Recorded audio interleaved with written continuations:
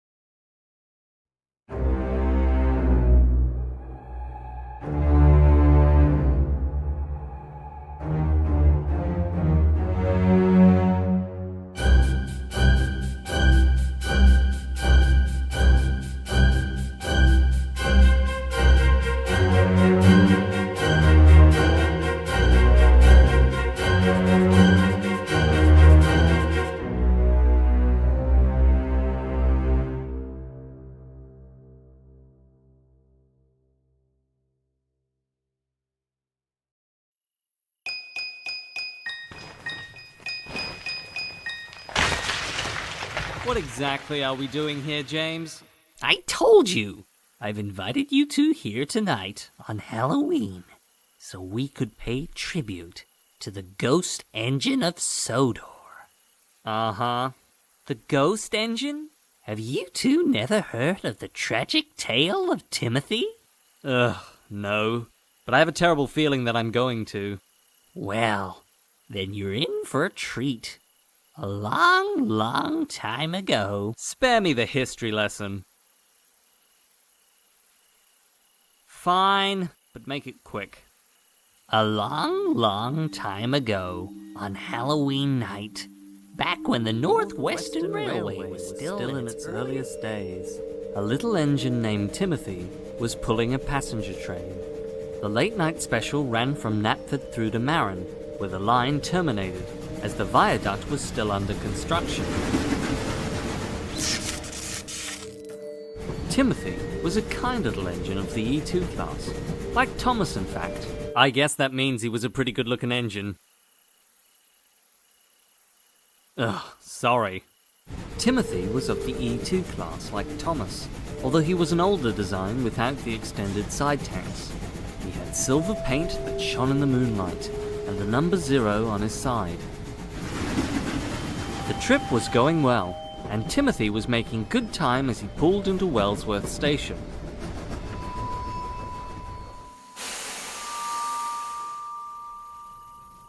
But as you and I know, strange things can happen on Halloween. All right, Timothy, off we go. Timothy?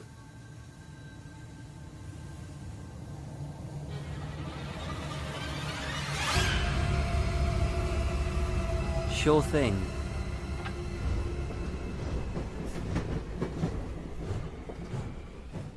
Timothy continued to run smoothly for a time, but as they approached the final station, it happened. Neither the driver nor fireman could shut off steam and apply the brakes. Instead, Timothy started to go faster and faster. The station master tried to flag him down, but Timothy raced right through Marin Station and into the distance, towards the unfinished viaduct. Oh my God! Timothy! Stop! You'll kill us all! But Timothy didn't stop, and he didn't reply. He just kept going, faster and faster. The driver and fireman desperately fiddled with the controls, but they wouldn't budge. The guard tried to apply the brakes, but they wouldn't work either.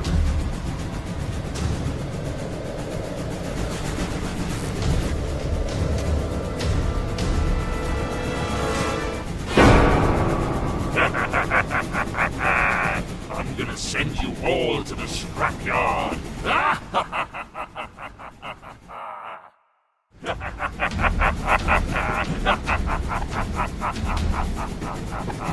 This This is it! Your end has come! Wait, what? Oh, crap. My face. My horrible demon face. Oh.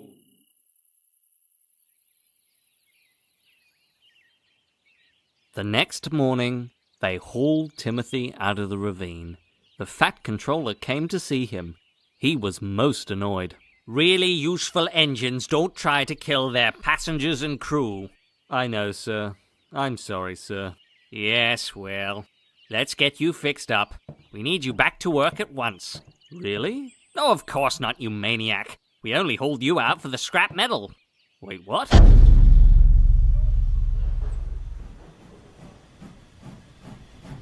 Hey, this guy looks just like me.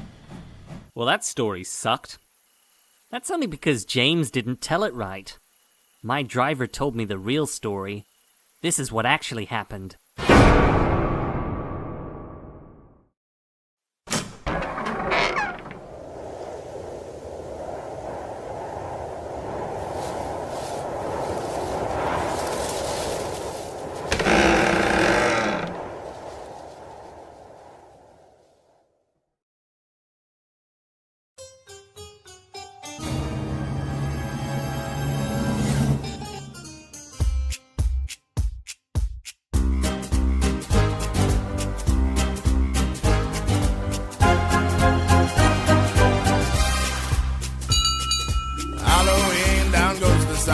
Thomas on a nighttime run on the tracks round every bend. It's getting dark as daytime ends. Well, it's the night ghosts and goblins play. Everyone knows it's a special day.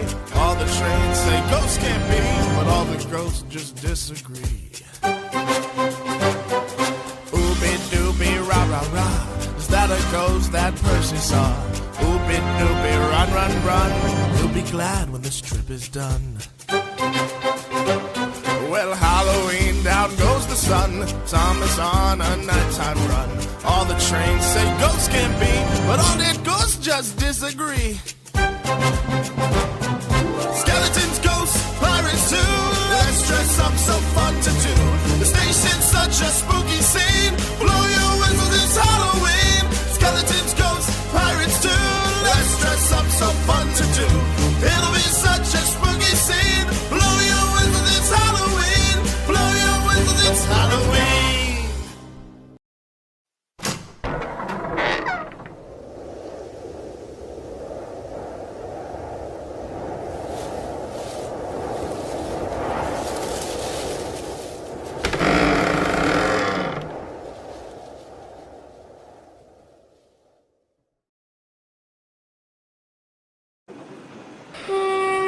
If you've ever been to the Brendam branch line, you'll know that all the engines are rather nice folks on that line. Well, almost everyone.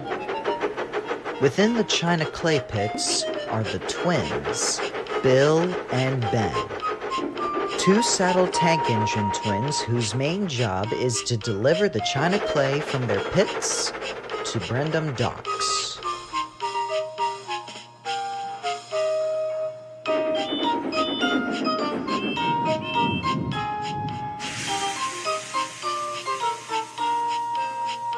Now, what makes these twins troublesome is that they like to play tricks on other engines, even each other.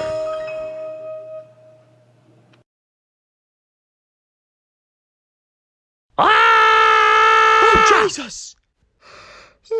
Not gonna get me this time, Ben. One of their favorite pranks, especially during this time of year, were Halloween pranks. Unfortunately, their ideas are starting to run dry.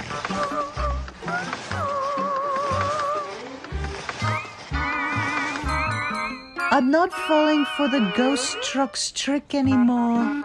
You've done that last year. One day, as the twins were collecting scrap and sending it to the Kronk scrapyard, they were trying to brainstorm some new ideas. We're running out of scary ideas. What we need is some new material. While the twins got to pondering, Reg picked up a large piece of scrap, which happened to be a cab of an old harbor tug. As he tried to set it off to the side, his claw was starting to lose grip. The cab slipped out of the claw and landed right on top of the twins' cab. Ouch! Oi, watch where you placed your scrap. Oops. Diesel fingers. What's so funny? Sorry. With that large cab on top of your other cabs, you two twins look like you've been merged into one big engine. A merged engine? Reg, you're a genius! The twins uncoupled their trucks and started off with their new costume, leaving Reg a bit puzzled. Oh, a genius? Me? Well, that's a first. The twins puffed along the branch line, trying to scare as many engines as they could. While they were receiving some reactions, none of them seemed to be scared of the twins' appearance, but rather some were confused and others just laughed it off. What in the world? At the big station on the main line, Boko and Philip told James about their experience with this merged engine. I just saw Bill and Ben with a large cab on top of them. I saw them too. They looked as if they've been merged into one engine. A couple of engines merged into one? You mean like a double Fairlie? I mean, if that's what you're calling the merged engine, then yeah, I guess so. We have a double Fairlie on the island who works at the Crovens Railway, formerly the Scarloey, named Mighty Mac. I used to co-work with him at the wharf. Well, there's also a chance they've never seen them before, and if that's the case, I've got a good idea for a scare. Back at the clay pits, Bill and Ben were resting in their little shed, still wearing the tugboat cab and arguing on whether or not who should be facing outside their berth, when the clay pits manager walked up with another assignment for Bill and Ben. Sir Topham Hatt has asked me to tell you that you two are assigned to deliver some biocoal to the Crovens Railway. Oh, and keep the cab on top. Are we at this Crovens Gate Railway yet? It's got the similar name to Crovens Gate. We're passing the Steelworks now, so I say yes.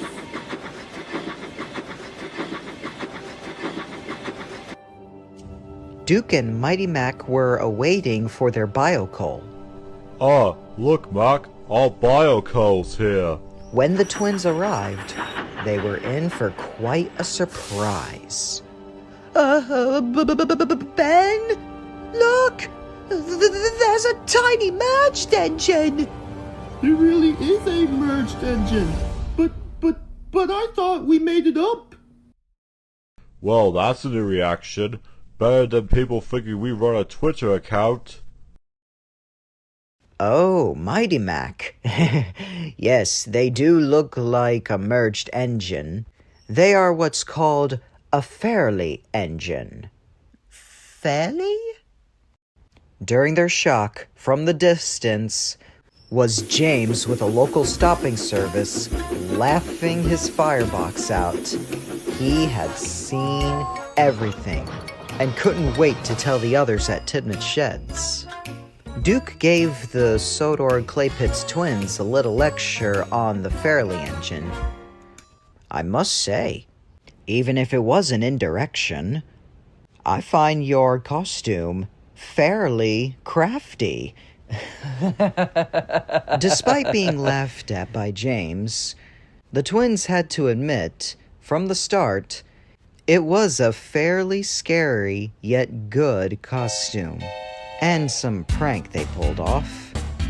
I mean, it's good to have a little laugh every once in a while, right?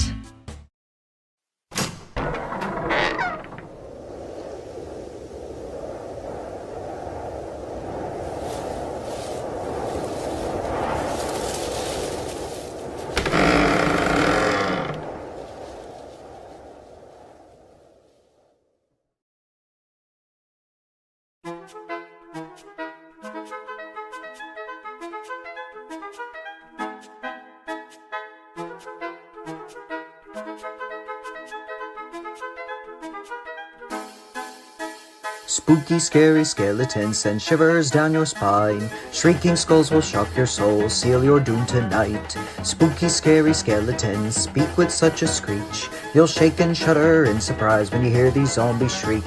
We're so sorry, skeletons, you're so misunderstood.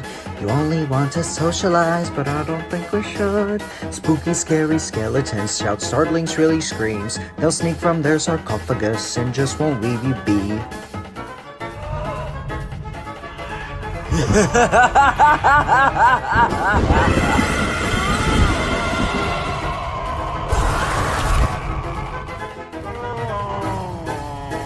Spirit supernatural are shy, what's all the fuss? But bags of bones seem so unsafe, it's semi-serious. Spooky, scary skeletons are silly all the same. They'll smile and scrabble slowly by and drive you so insane. Sticks and stones will break your bones, they seldom let you snooze. Spooky, scary skeletons will wake you with a boo!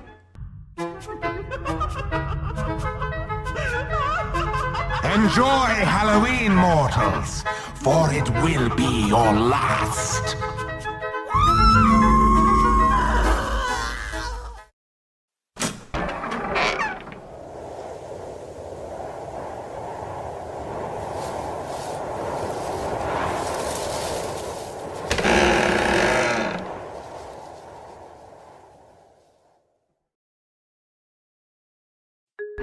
Arriving back on Sodor, all three engines made their way to their designated resting spots.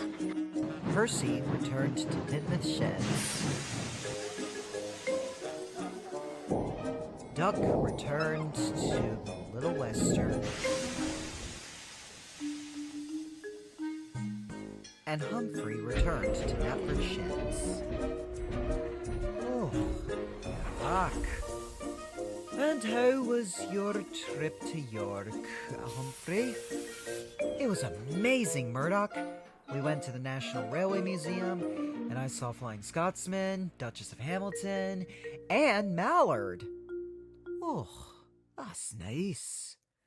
Oh, and I also saw your sister, Evening Star. She says hello to you. Oh, that's real lovely. And maybe someday you'll go to Swindon to see City of Turo. But now, we better get to work. Ye and the other engines have a nice sleep in. See you this afternoon. Good day, Murdoch. That afternoon, all three engines woke up from their sleep-in and made their way with their afternoon jobs. Humphrey was fetching a goods train from Tidmouth Harbor and had to take it to Vicarstown. The sun was shining, the air was starting to get cooler and crispy, and Humphrey felt quite pleased. Yep, it's just that kind of day. The sun is bright, not a single cloud in sight. It's that kind of a that kind of a that kind of a day. I got my trucks and I'm just so full of luck. It's that kind of a that kind of a that kind of a day. We took a trip, it was quite vast. Saw many kinds of trains, some I've not seen before. The memories will surely last. This will for sure be engraved into my brain. Now I'm glad I'm home, here on Sodor we can roam. It's that kind of a day. It's my kind of a, your kind of a, our kind of a. What kind of a? That kind of a day. Good evening, you two. Isn't this an agreeable, pleasable, pleasurable day? Well, aside from the voices, yes, today is a good day. Voices? Over the last few days, we heard conversations over at the shunting yards during closing hours. We believe it's just some trespassers. I keep telling them there's going to be a £1,000 fine if they don't leave the property. Well, I got some rolling stock to arrange at the shunting yards. Hopefully I can hear it from there. So that's what Humphrey did. Arriving late at the Vicarstown shunting yards, he shunted some box vans over at a siding when he heard the said voices. Oh, would you please cease your complaints? We're going to get out of here. How could I, Manfred? There's nothing not to complain about. Hello? But there was no response. It suddenly got quiet. Teenagers these days. I better inform Sir Topham Hatt about this the following day. And he did just that. If we're going to make the Earl's Warrior Museum a smashing hit, we're going to need a bunch of new engines, and I know just the batch. Hello, Humphrey. What's on your mind? Excuse me, sir. Real quick, I regret to inform you that there's some trouble brewing at the Vicarstown shunting yards. Well, by convenience, me and Sir Topham Hatt are visiting Vicarstown as we speak. We'll take your word for it. Oh, well, that's good to hear. Take care, you two. With that, Sir Topham Hatt and Albert made their way to Vicarstown. For the rest of the day, Humphrey was quite relieved. Everything okay, Humphrey? Oh, I'm doing quite better now. Henry and Billy told me about some voices at Vicarstown shunting yards yesterday, but I reported it to Sir Topham Hatt, and things should be good in the neighborhood. Good to hear. Well, I better be off with the mail train. And with that, Percy collected his utility vans for the mail run and began his night shift mail train.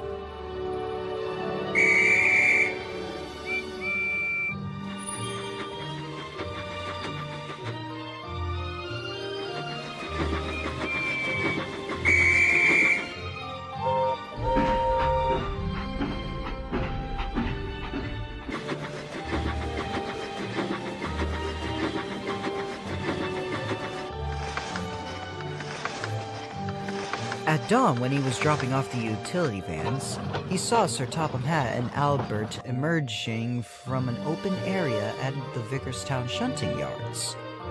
The two looked pleased, so Percy assumed that the trespasser issues have been resolved. He reported it to Humphrey the following hour. Morning, Humphrey. This morning, I saw Sir Topham Hatt and Albert seemingly investigating the area. So I think our little trespassing issue has been solved. You see, Percy, what I tell ya? But unbeknownst to both of them later that evening, their delight would be dashed. Come now, Audrey. If they discovered Great Warrington back in 2008, Wait, surely again? they'll discover us again at some point. Maybe. The chances of us being rediscovered are million to none. Then there's still a chance, right? It's coming from that opening. Driver, throw the switch. And he did just that. Without a second thought, Humphrey charged at the source of the noise. Stop! Wait! Don't go down that track! And then there was trouble. Humphrey peered in and saw some unfamiliar faces. Ah! Who are you? Ah! Who are you? Ah! With no time to spare, help arrived. Humphrey was towed out of the building, and Sir Topham Hatt had a stern word with Humphrey. You should consider yourself lucky that no one was hurt, Humphrey. Yes, sir. I'm really sorry, sir. It's fine. But aside of this accident, looks like we found the voices of Vicarstown. Apologies, sir. I probably should have waited by the set of points. Well, well, well. What have we here? My name is Manfred. I'm Ward. I'm Stuart. I'm Audrey. And yes, I'm named after the author himself. And I'm a Bafana. These engines were my grandfather's collection for a railway museum in the 70s until his passing in 97. Ever since his death, the museum closed, which was a terrible mistake since there were reports of vandalism and trespassing. So the place became guarded during the early 2000s. but seeing it now looks like it's some abandoned prison. So when Sir Robert shared his plans for a project of his, I felt the need to act and get these engines a new home, rather than sit and rust in this dilapidated building. I must say, Richard, this batch of engines is perfect for my latest project. Oh? What kind of project, sir? A railway museum. A railway museum? Yes, this was an idea I had since 2016, but it never came to be, and I had to put it on hold in 2018.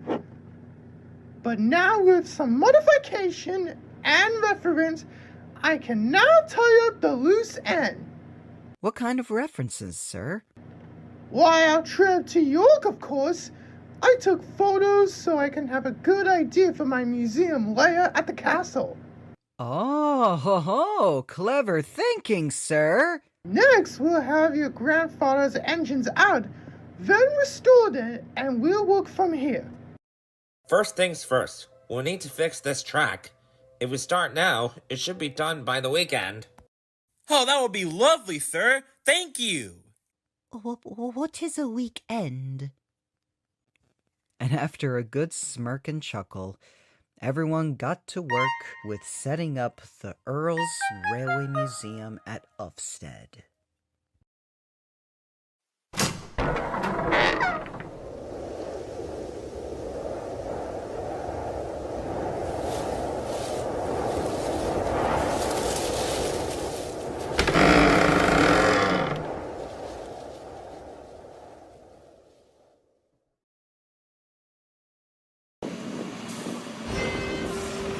As a punishment for taking Skarloey's haulage wagon, Sir Handel was given quarry duties at the Blue Mountain Quarry, taking stone and slate to and from. And on weekends, he was sent shunting at the Skarloey depot. He hated that part of the punishment. For a good reason. A certain piece of rolling stock was giving him the heebie-jeebies.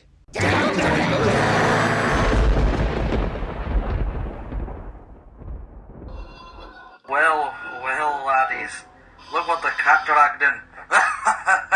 Stow it, Duncan. I'm not upset with the punishment I was given, but I am a bit paranoid about the conflat. The conflat? Out of all the engines, me and Peter Sam know the conflat was a component of the old number 5. But I'm the number 5 of the Skarloey Railway. Actually, Rusty, before you came in the picture, there was a pioneering engine called the Grass Chomper. It worked with me and Sir Handel on this railway for a short while. The Grass Chomper? Do tell us about it. Peter Sam let out a somber exhale through the nose and began his story. In 1955, a new engine was built to help Peter Sam and Sir Handel run the railway while Skarloey and Rheneas are away for repairs. This was known as Hugh's Folly, or more commonly known as Grass Chomper. Grass Chomper didn't look like much of an engine, more like a hodgepodge of pieces put together. Chassis of a slate truck, a transmission from a narrowboat, and a motor from a Model T. It handled maintenance and track work, as well as Friday-only winter passenger runs. However, in 1956, it would have its gearbox failed, and then dismantled the following year.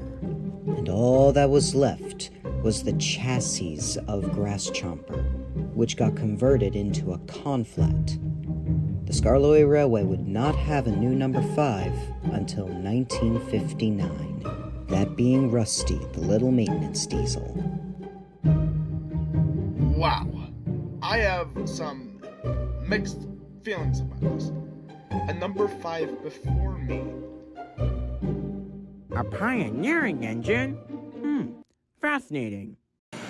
The next day, things still ran like clockwork on the Skarloey Railway. And at the end of the day, Sir Handel had just finished up arranging the last bit of rolling stock. Finally, we're heading home. But then there was trouble. I'm sorry, old boy, but the switches are jammed, so I'm afraid you're gonna have to spend the night here. Where are you going? Home for supper, answered the fireman. Sir Handel was speechless and watched as the other narrow gauge engines went home to Crovan's Gate. At first, Sir Handel slept fine. That was until early in the morning. He woke up to some strange noises. His eyes darted along the depot, and that's when he realized the conflat wasn't even there. He looked around frantically for it.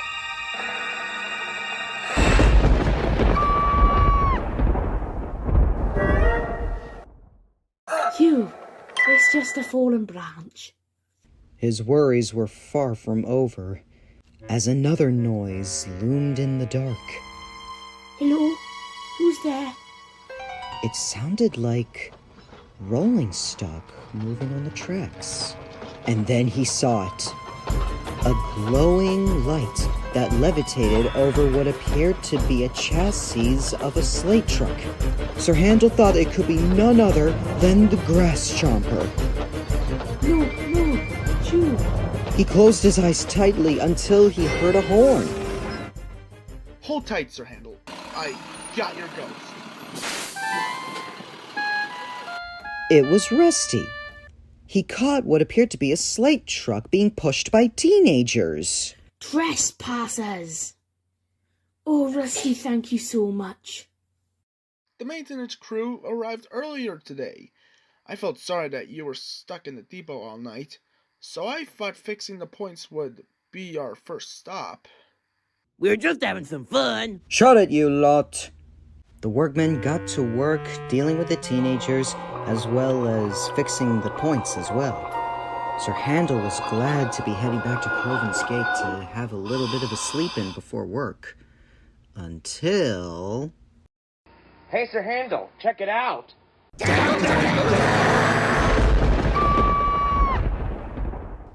Egads! So that's where the conflat went. It was here all along. Whatever is it doing here? Well, considering I'm buying a battery-powered engine, our chief engineer and I agree on a proposal of bringing Grass Chomper back to life. Indeed, Mr. Percival. We're bringing Grass Chomper back to its former glory. I think my father would be most pleased. A new face on the railway! Well now, it may not be in a spooky way, but it looks like Grass Chomper will be coming back to the Scarlowy Railway.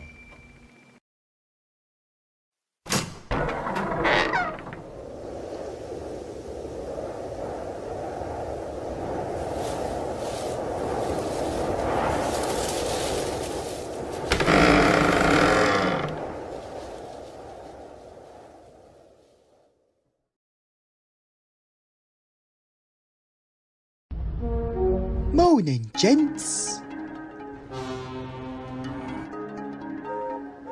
Halloween time was on rapid approach to the island of Sodor, and all the engines were getting ready for the holiday. Oh, jeez, gosh, sorry. Anyways, so our story begins with Scarlowy getting a face painting at the Sodor Steamworks. So why exactly am I being dressed up as, some spider engine again? Well, Scarlowy, I was watching a trailer of this upcoming horror game, Choo Choo Charles, when the inspirational idea came to mind that we can do both a cosplay and an advert of Charles. So we're just tweaking your haulage wagon with added legs, and me and the roof will work from there. Believe me, this will be one of the greatest Halloween moments ever. Yes, this should be enriching for all of us. Further down the line, Duncan was picking up some coaches at the depot. He was to bring some passengers from the lakeside to the showgrounds along the Ofsted branch line.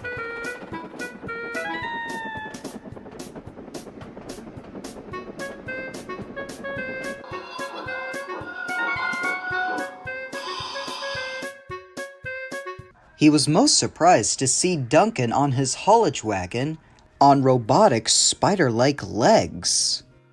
What the heck, Sir Louis? I know you're old, but I didn't think you have a wheelchair with legs. With brute honesty, Duncan, I never fully agreed to this, eh? The Halloween party was on full swing, although Mr. Percival was having some concern. Delilah, tests have been made, right? Don't worry, sir. With the remote control in hand, nothing will go wrong. Well, Miss Delilah, I must say this monstrous display is the highlight of the year's Halloween party.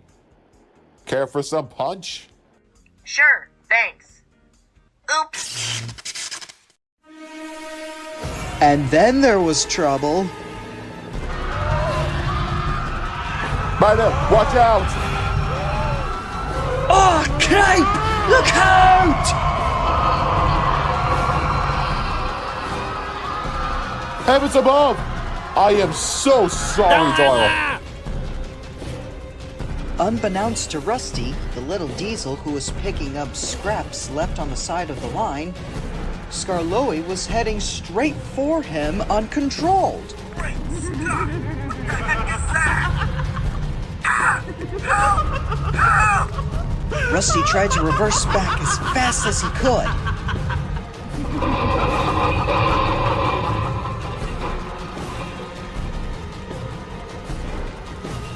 I'm sorry, sir. I mistook my controller for a cup. Fine, controller. We need to save Skarloey. Come on, Duncan. Follow that rampaging robot. And with that, the Scottish Yellow Engine and his controller set chase for the runaway rampaging robot.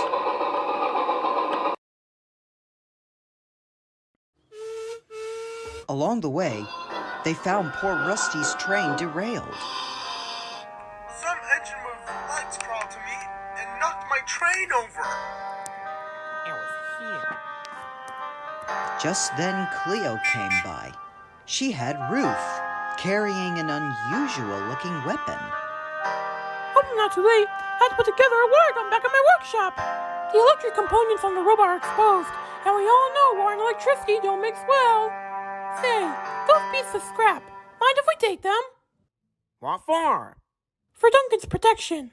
Ruth rallied up the scraps to make Duncan a freelance-looking armor, just in case the robot decides to attack Duncan. Ruth, I look ridiculous. But there was no time for hesitation. They had an engine to save. Good luck, you two, and be careful. So Ruth and Duncan were off. They searched high and low for Skarloey on the runaway robot.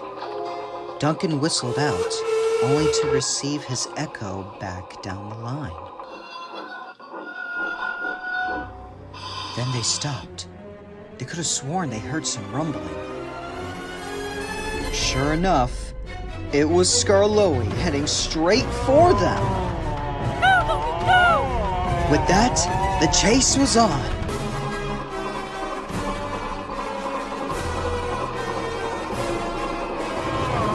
Duncan went over the bridge, rounded a bend, and ahead was Rennius Tunnel. That's the tunnel! I got an idea! The plan was set into action. While the robot was focused on trying to get through the tunnel, Ruth blasted water at the electrical components.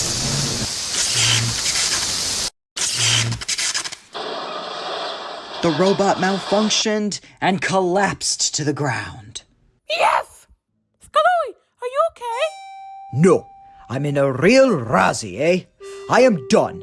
Absolutely done with this shenanigans. I don't want any other engines using my haulage wagon. I don't want any person tweaking and adding newfangled technologies with my haulage wagon.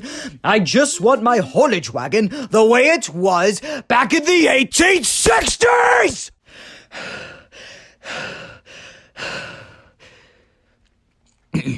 Sorry. Please, fetch help.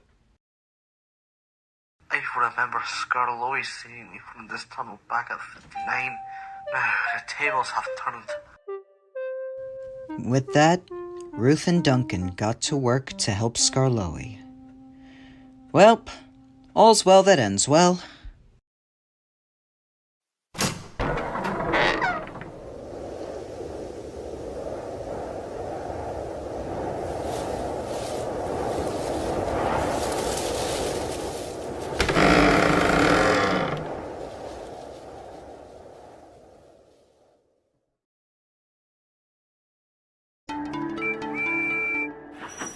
Halloween time was right around the corner on the island of Sodor. Things were starting to get spooky, children were dressing up, and the treats were being served. And for once in a lifetime, the moon will be getting a temporary neighbor, that being Little Moon, the asteroid from September to November.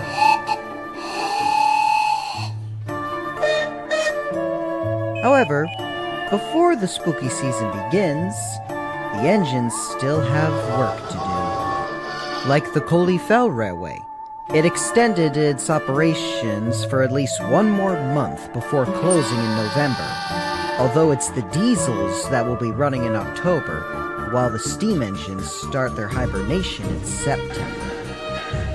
And just most recently, a batch of new engines have been rediscovered at the original Vicarstown Railway Museum, so they're all going to be restored. Humphrey was just at the Steamworks having his pony truck examined when he saw Spencer rolling up to the Steamworks.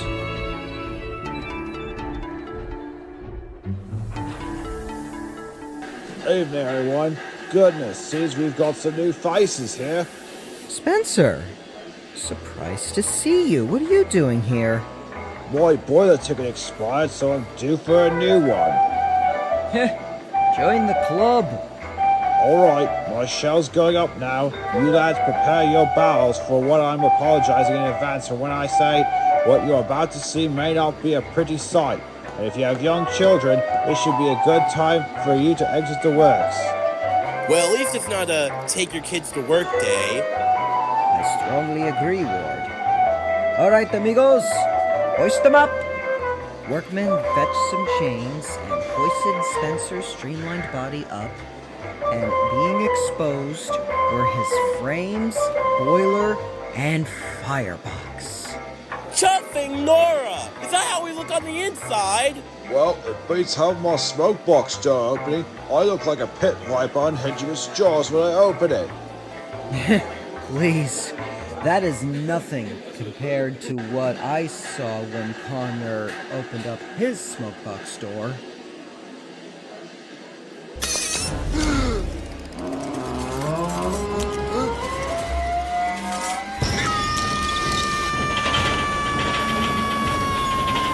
I was in therapy for a fortnight after my overhaul. I can only imagine. One of the workmen turned on Spencer's steam, and the rest of them started to take notes. When it was confirmed for Spencer to be due for a new boiler, the workman climbed back up, but lost his balance and tripped. He grabbed onto his throttle instead of his handrail. With the throttle open, Spencer's body started to move, and left the steamworks. Hey, where's my body going? Somebody stop it before it crashes! Spencer's body started to run loose on the main line. What the dickheads? Was that even an engine? I don't know, Peter Sam. It looked like some kind of skeleton. His frames were exposed. I want all traffic halted on the mainland immediately. Will do. Signals were changed, points were switched, trains were halted. They had never seen an engine's open body running on the main line before. What was that? They were horrified of the sight. Eventually, Sir Topham Hatt caught wind of this as well through the telephone, and rallied up the Scottish twins to put an end to Spencer's runaway. Alright, when the engine comes to view, start backing up and brake hard when in contact. Sure enough, the twins heard rapid puffing noises. There was Spencer's body. It's approaching. Get ready. The twins started to reverse, and Spencer's body bumped into the twins, and the Scottish twins braked hard. Come on, Donald! Put your cab into it! I'm turning, Dookie! I'm turning! Christian, the railway inspector, was at the Tidmouth goods station, ready to hop on Spencer's cab and shut his steam off for good. Hurry up in there! I'm feeling exposed!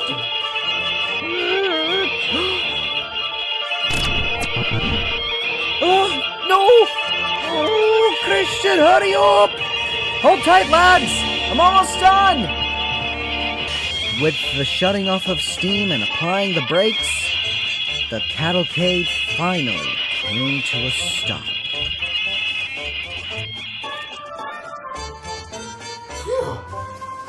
We did it, Doogie! Good live forever!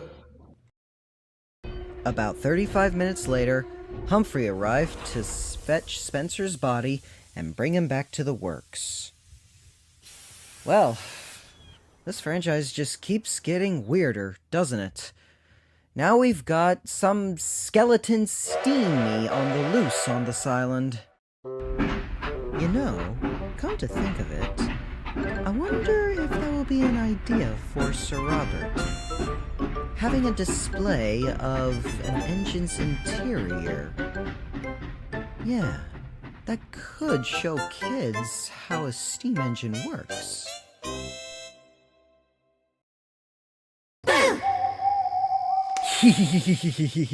I got into the glow-in-the-dark paint while I was at the works. I've always wanted to wear something like this. Oh, and additionally, happy Halloween, folks.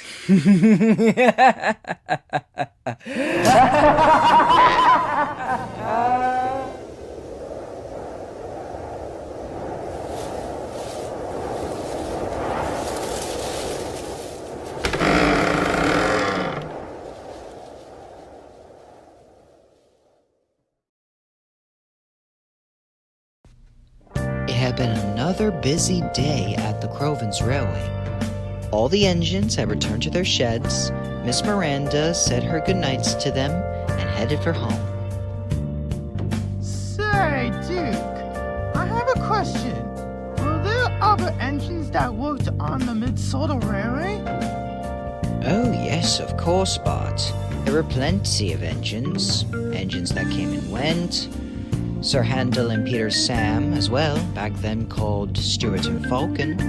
And then there were some bad engines as well. Really? Could you tell me about them? Very well then. From 1880 to 1947, there was a narrow gauge railway known as the Mid-Sodor Railway. There were lots of engines there, with Duke being the number 1, Falcon number 3, Stuart number 4, Albert 5, Jim 6, and Tim 7. There was also a privately owned, unnamed mining engine that worked at the mines at Casney Hall. There were also some loaned engines that came and went. Those include Alfred, Jerry, John, Jennings, Atlas, and Bertram. But Duke outlasted them all. Oh, silly me, I forgot. There was a number 2 as well. Meet Baldwin, who arrived on the railway in 1920. Now, he was arrogant, careless, refused to listen. And worst of all, he constantly derailed. Duke warned him to be careful, but he took no notice. Listen, bud, in the States, we don't give a dime for accidents. We do here, Duke said, but Baldwin just laughed. Eventually, it was confirmed that Baldwin was proven to be a bad bargain. You see, Baldwin wasn't re-gauged properly for the Mid-Sodor Railway, thus making him a rough rider and the result of his constant derailing. It was decided that a new number 2 would come into view. That's where we meet Smudger. Goodness, you have some smudges and soot on parts of your body. Well, you know what they say. Dress for the job you want, not the job you have. I do hope that engine proves to be a better one than that Stanley steamer. The manager hadn't been more wrong in his life. For later on in the afternoon, Smudger was just arranging a train for Tim to take to the mines. The only rolling stock left was the brake van. However, when Smudger's throttle was at 50% power, he was only crawling. A few inches later. You okay there, Smudger? Okay, just open my throttle away. When the driver opened the throttle to the max, Smudger jumped forward. Smudger is my work train. Well, blimey, what have you done? That does not look good. Eventually, another engine was brought in to arrange the train. Thank you, Atlas.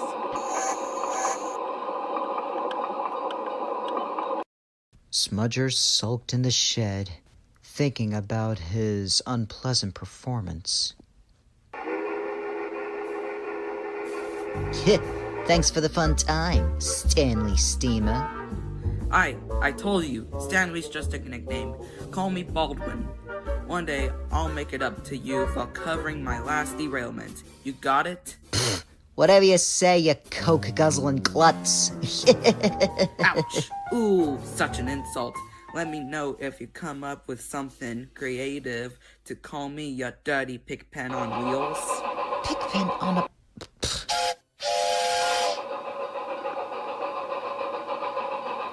Baldwin eyed in the sheds and noticed the unpleasant green engine. He decided to have a little chat with him.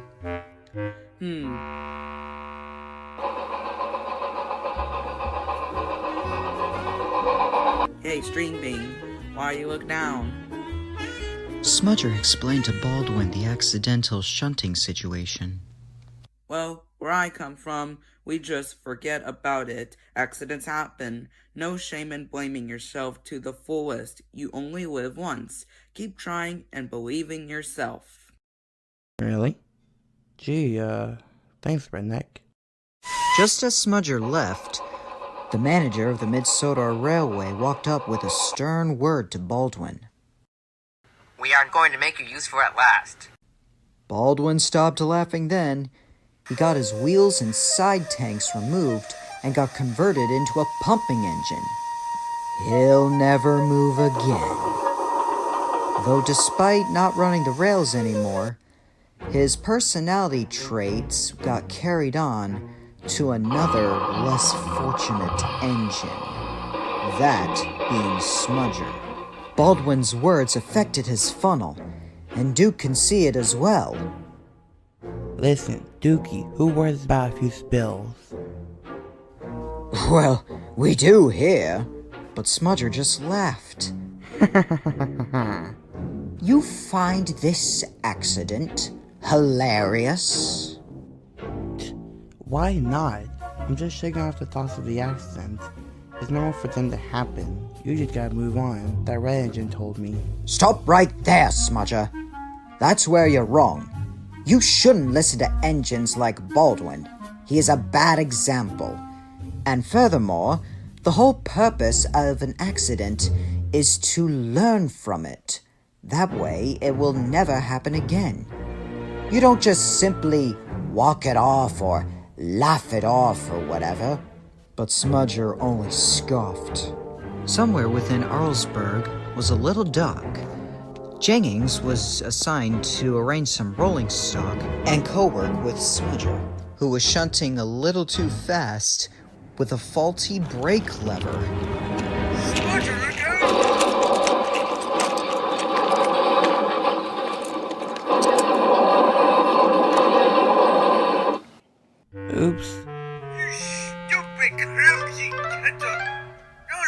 did.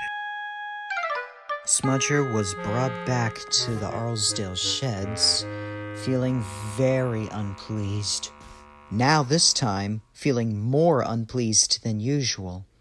Seeing Baldwin as a pumping engine didn't make him feel any better. Man, I'm not looking forward to talking to that Dookie again. Why not express your problem to me? I can pass it on to Duke. You really mean that, huh? Well, okay then. Splendid! Down and tell dear old warrior what's wrong. Why are you show off and such a rough rider? Okay, in truth, I was built cheaply by railway enthusiasts and engineers alike. I was made from hand-me-down parts from Dogotch. Built cheaply with hand-me-down parts. Well, that's quite a surprise, isn't it? I see. Well, I'm sure Duke will understand. Bertram met up with Duke at Markthwaite and told him the whole story. Duke understood and was glad that he heard Smudger start to behave better. Too bad the same thing can't be said for his accident prones. Eventually, hard times came. After some events from World War II, the mines are in need of a new pumping engine since the old one got bombed. That's when they called Baldwin in. Well, now where are we going to find a new pumping engine, let alone a new generator? Neil, who's gonna keep my light on in the shed? Golly, Stuart, you're such a baby. I'm not. I too. A purchase for a new one won't be cheap at all. I'll be your new generator. Smudger? Yes, I'd much rather be useful for something else instead of a reckless railroader. Are you absolutely sure you want to do this? I 100% mean it. Very well then. If that's your desire, we shall grant it. You did the right thing, Smudger. Yep, by not being a wrench in our work on the railway. That's what I meant, Falcon. With that, the manager removed Smudger's pistons and chassis, and he is now a generator taking Baldwin's place. Now, speaking of Baldwin, things weren't looking too light at the mines, especially in December 1946, where Baldwin started to break down. Look, Nora, our pumping engine. The mines are flooding. Everyone, out now! With no reasons left to keep the mines open, the entire Mid-Sodor Railway was officially closed on January 1947. Stewart and Falcon were sold to the aluminum company at Peel Godred. Other engines were purchased, but Duke was abandoned. And we know the rest of the story. Duke was left underground for 2 decades until 1970 he was discovered. What about Baldwin and Smudger? Were they preserved even if they were rare type of engines? I don't know about them, Bot. But the possibilities of them getting preserved and saved is highly unlikely. I'm sorry to say, but Duke was right. Poor Baldwin remained stationary until one day the flooded groundwaters under him had weakened to the surface that he was standing on. Eventually, the ground gave way, Baldwin fell into the groundwater and rusted away. And as for Smudger, he always remained where he was behind the Arlesdale sheds. Vegetation and shrubbery grew all around him. His metallic body rusted and oxidized. His face was consumed by fungi and decomposers. And overall, like the entire Mid-Sodor Railway, he was abandoned.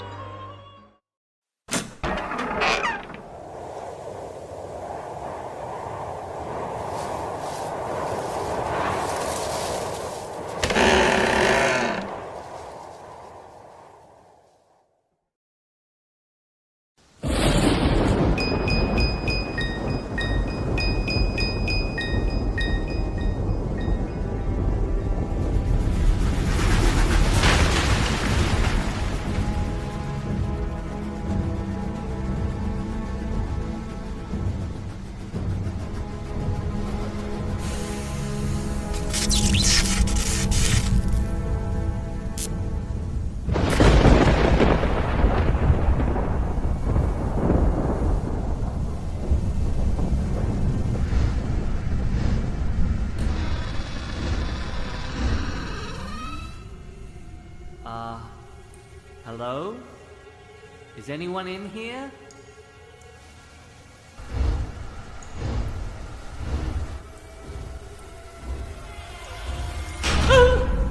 Oh, just the doors closing. Nothing to worry about. What was that? Hello? Is anyone there?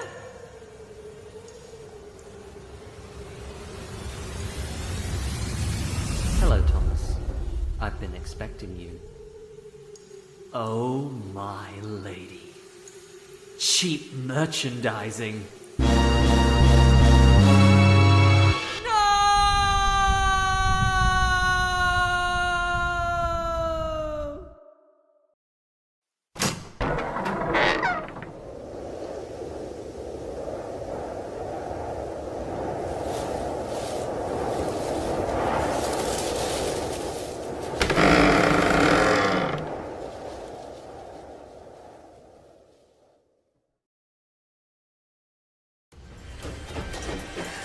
And every year, on Halloween night, the lost engine returns to Sodor, looking for engines to add to his train of the scrapped.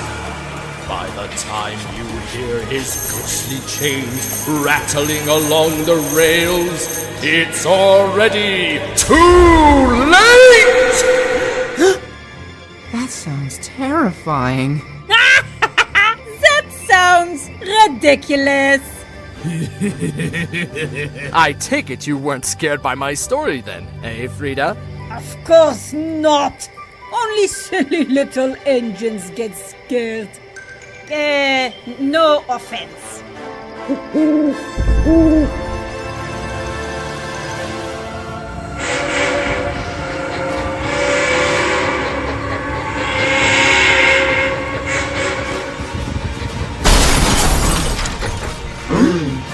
What was that?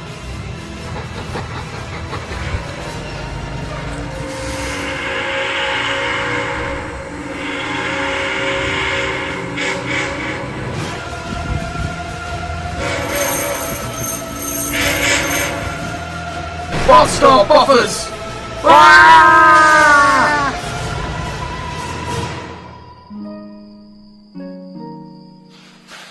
The next evening, on Halloween, Percy was getting ready to take the mail train. And Thomas and the Shima were getting ready to take passengers and decorations to Sir Topham Hatt's Halloween party at Vicarstown Station. You don't think I'll run into the lost engine tonight, do you? Of course not. The lost engine isn't real. That was just a silly story Flying Scotsman made up. See you at the party, Percy.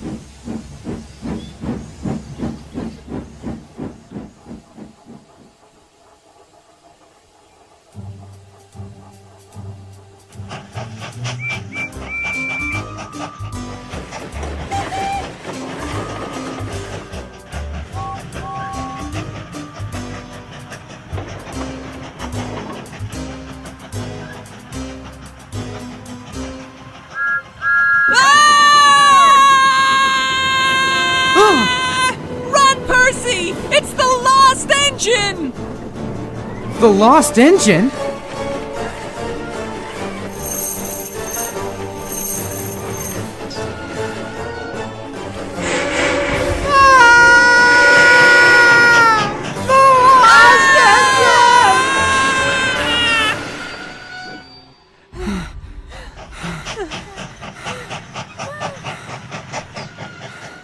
Huh? Is he gone? I think so. We should be safe here. What are you three doing? It was the lost engine, Frida. It's real. We all saw it. It was hiding in Henry's tunnel. You silly little engines. There is no such thing as the lost engine. Well, if you're so sure, you can lead the way to Vicarstown. No problem.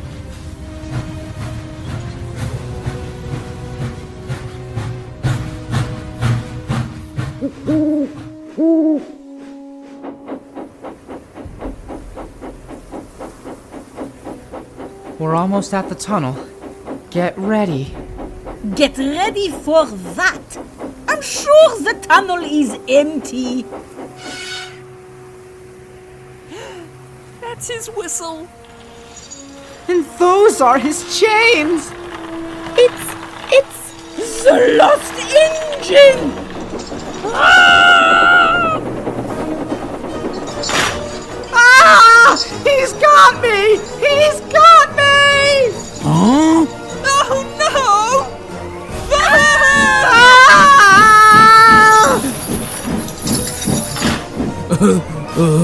That's not the lost engine. It's Vinny. Vinny? Oh, I might have known. Happy Halloween? With Vinny unmasked, Thomas, Percy, and Sheila made their way to Sir Topham Hatt's Halloween hunt at Vicarstown Station, where they had a wonderful time.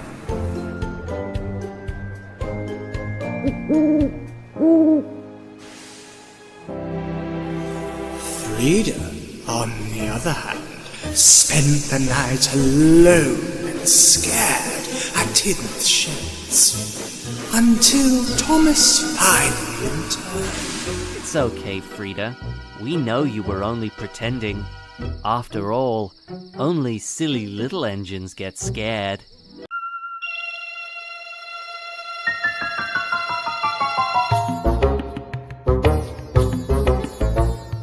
What's that just around the corner? Something in the rocks and trees. Slowly, slowly getting closer, makes you want to puff and wheeze. Monsters everywhere, hiding in the trees, just behind the rocks, blowing in the breeze. Monsters everywhere, doing as they please. They try to scare you. Is your boiler getting colder as you slowly puff around? Must be brave, you must be bolder. It's no more than silly sounds. Monsters everywhere, hiding in the trees, just behind the rocks, blowing in the breeze. Monsters everywhere, doing as they please. They try to scare you.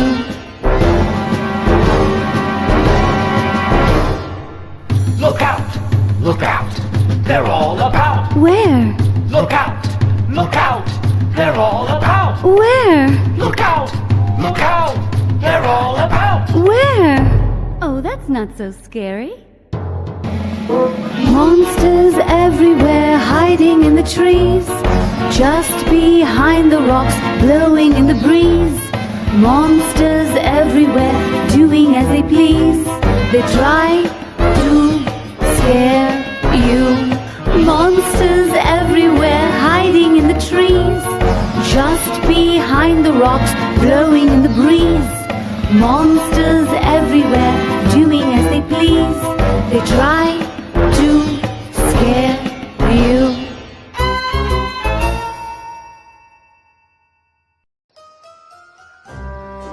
That was amazing, Ashima. Captivating, suspenseful. Scary.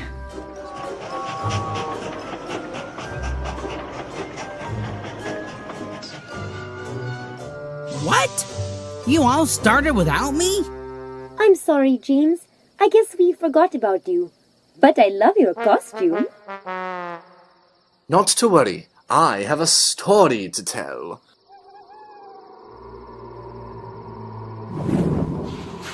It was a dark and misty night. The moon was full while the engine traveled home. As he crossed the old bridge, the haunted river snatched him away into the mist, never to be seen again. Oh, Pa! Like that could ever happen.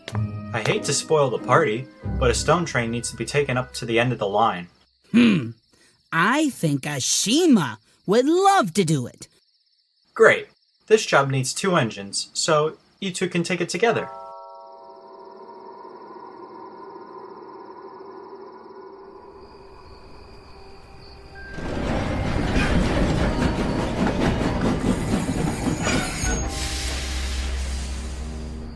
I don't need her. I can do this by myself. Goodbye, Ashima. Oh, and watch out for the river bridge.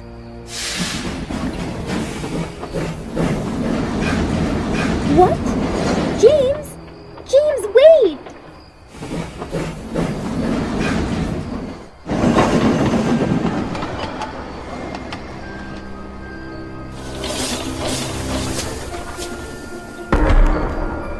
Oh.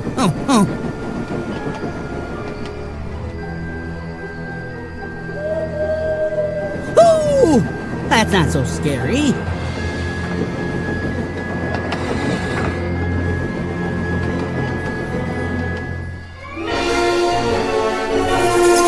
Ah! Ghost! The line is haunted!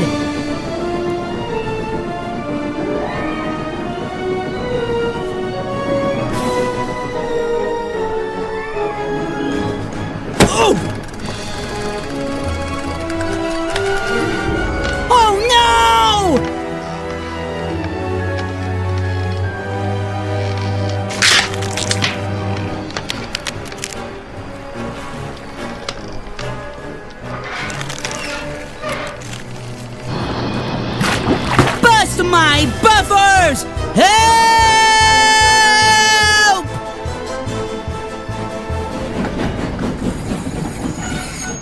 James?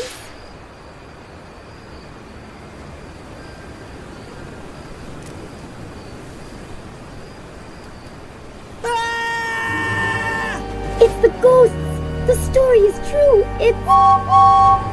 James? It is James! Don't worry, I'm coming to save you!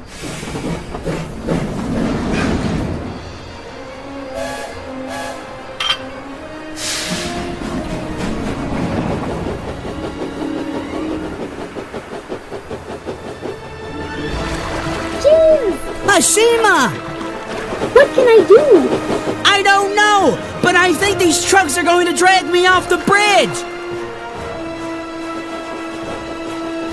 James, use your trucks to anchor you. Back up.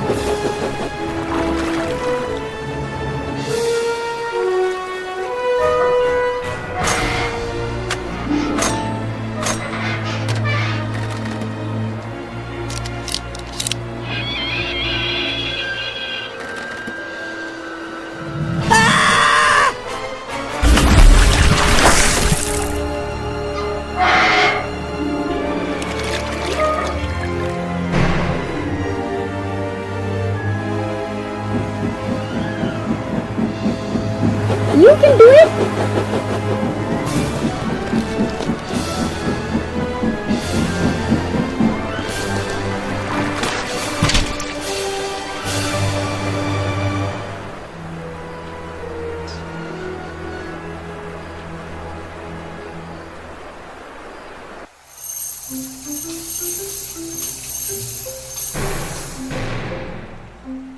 Thank you, Ashima. I'm sorry I tried to leave you behind. You're a very clever engine for saving me. You're welcome, James. But it was your idea to use the trucks to stop you. Besides, now I have a new costume too.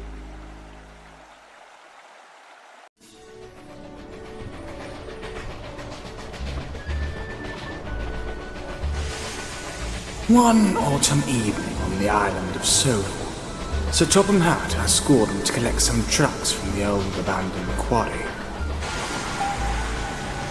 Oh, I say, pulling trucks, the indignity. Not to worry, brother, for I have an idea. Ah, Ivan, Raoul, my friends, there you are. Sir Topham Hatt asked me to tell you that he wants you to collect some trucks from the old abandoned quarry. What? That doesn't sound right.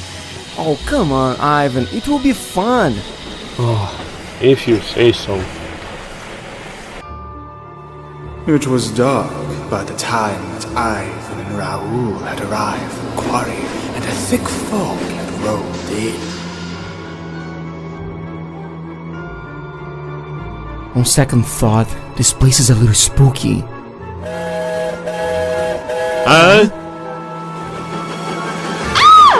Nophobia! Oh, this quarry is haunted!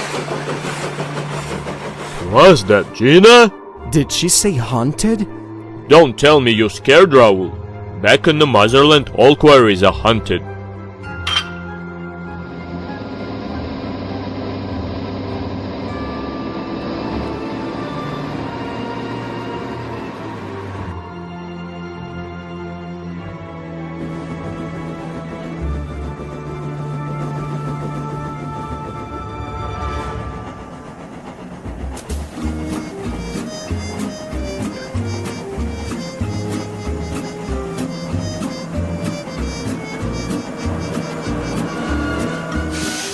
See, Raoul, there's nothing to be afraid of.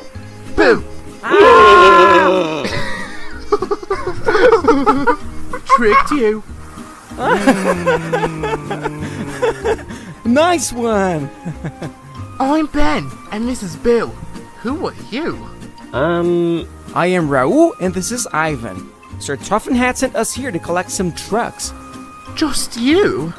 There's far too many trucks for just you two. Sir Topham Hatt was supposed to send a big engine. I knew it. Scotsman tricked us. Relax, it's fine. Why don't we help you to collect the remaining trucks, and then we can take them all together? Alright, fine by me. Fine. But no more tricks. Alright, no more tricks. So Ivan and Raoul got to work collecting the trucks from throughout the quarry. They were old and dirty. Some of them were hard to move. I thought I said no more tricks. What are you talking about? But I thought I heard. What was that? I think it came from over there. We should investigate. We should investigate? You should investigate. Yes, you. Or, at least go first.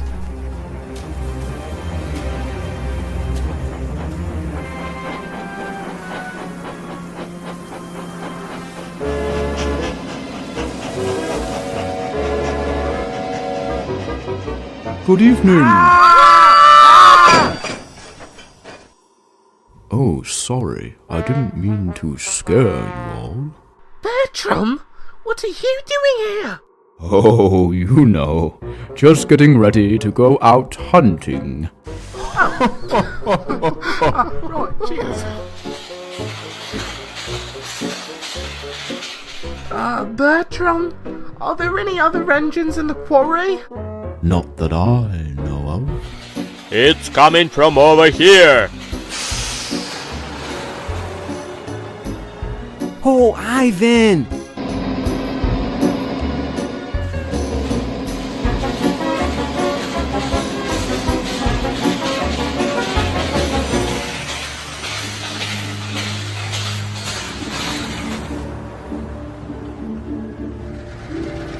Raoul? How did you get... I'm not Raoul.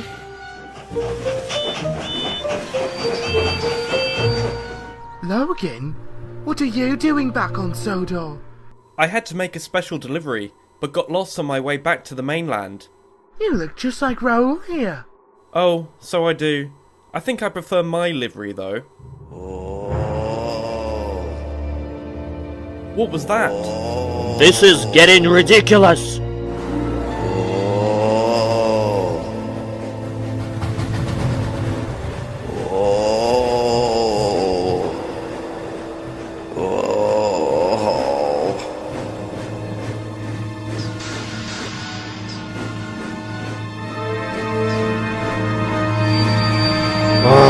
It's just a truck.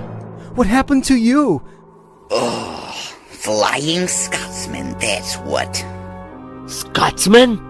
You know, after all the trouble he's caused, I think the Flying Scotsman deserves a bit of payback. Perhaps our new friends can help us with that. Ooh, this'll be fun. So the engines helped Fred Pele back onto the rails.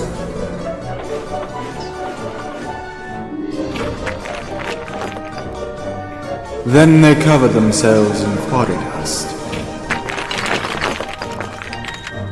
and set off into the night.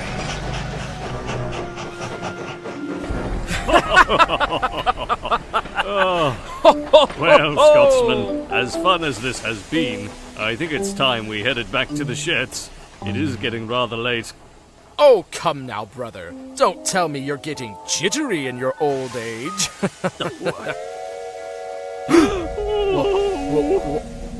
What was that? Scotsman, Scotsman. Who's there? Ivan? Raoul? But what? How? This isn't possible. You shouldn't have tricked us into collecting those drugs, Scotsman. There were far too many, and we had an accident. No, please! Gordon was the one who was supposed to take those trucks. This is all his fault. Hey! Boo!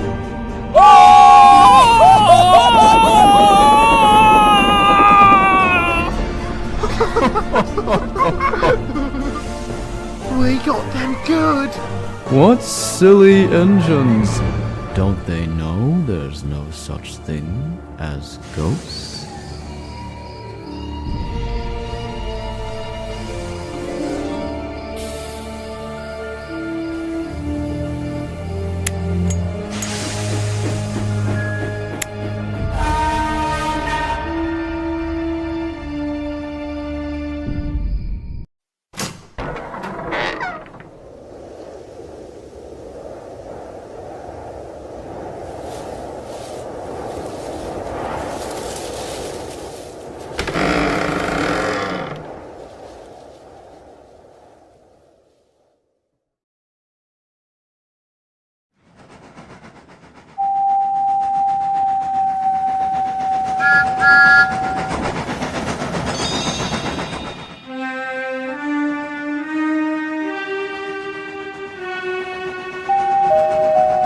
Oh, how spooky it is.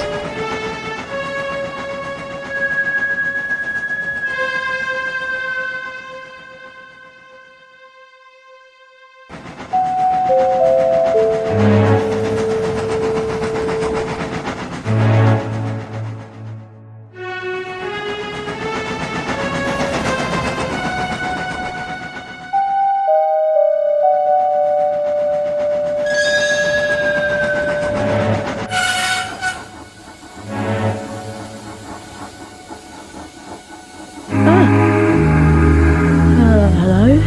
Is anybody there?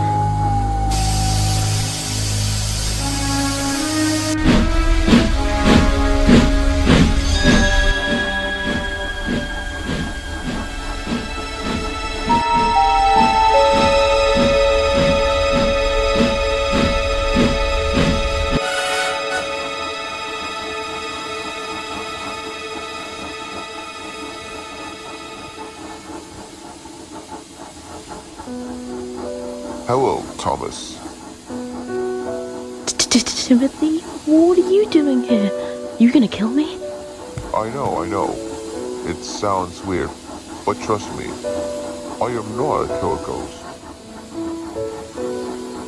Well, why are you here? Why are you a ghost? Well, it all happened in 1914. I was taking a night passenger train. On the way, everything seemed to be fine. Until it happened. My driver put on the brakes, but I couldn't stop. I began going faster and faster and faster.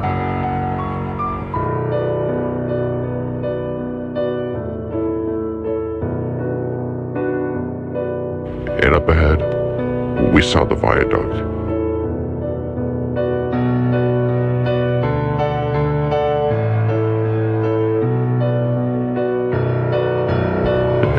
crash into the sea below.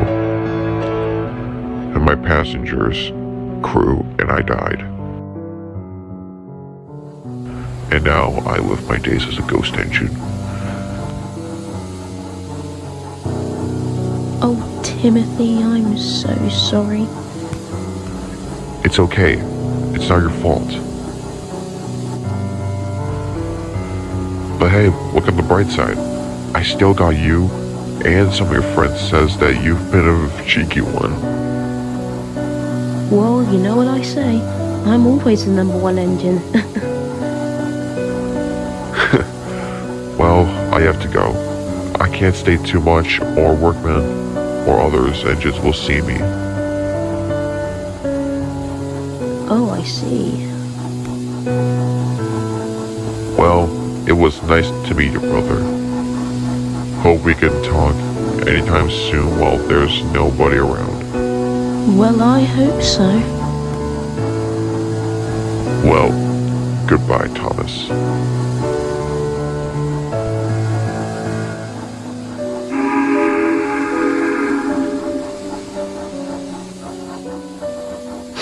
Goodbye, Timothy.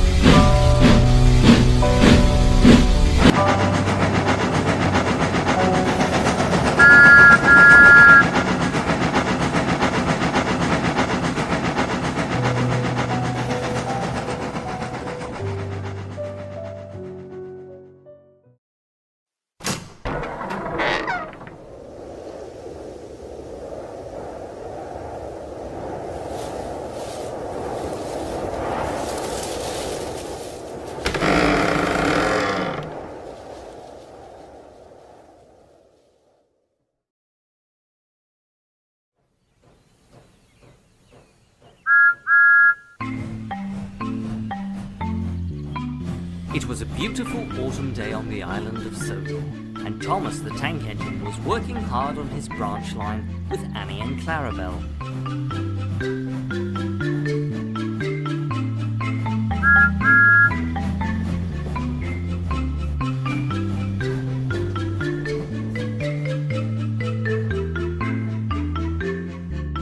Finally, he arrived back at Knapford Station.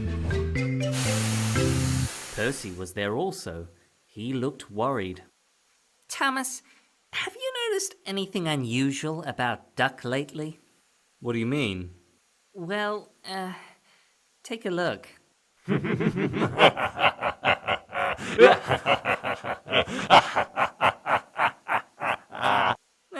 He seems fine to me.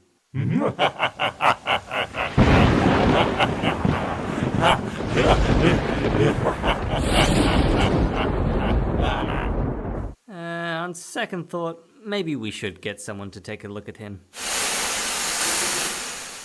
So describe this duck that you want me to take out. He's a green Great Western Railway pannier tank. No way. What? That's the engine I'm after. We first came to this railway a few weeks ago, but that engine ambushed me before I even made it past Vicarstown. I was sent back to the mainland for repairs.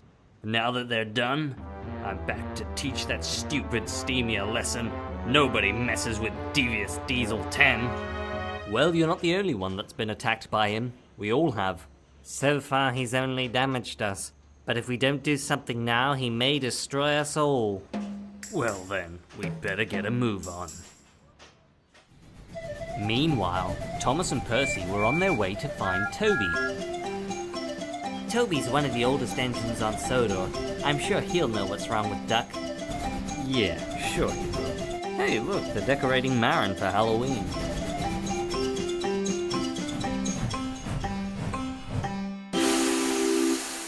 Sup, Toby? I see you still haven't fixed your crappy shed. What'd you say? Nothing. Toby, we need your help. Our friend Duck is acting strange and, we were wondering if you'd know what's wrong with him. What's it doing? Laughing like a maniac, speaking in dual voices and foreign tongues. Not to mention his eyes glow red from time to time. Plus, I think he may or may not be on a quest to destroy all the diesels on the island. Sounds like your duck is possessed, if you ask me. Possessed? By what? I believe he may be possessed by a demon.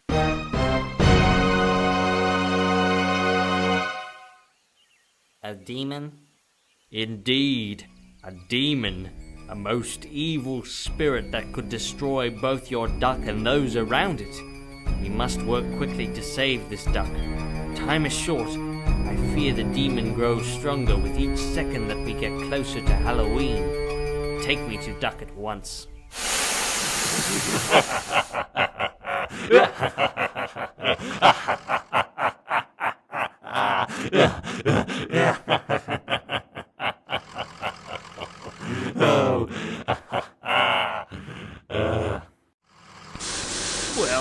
Well, look what we have here.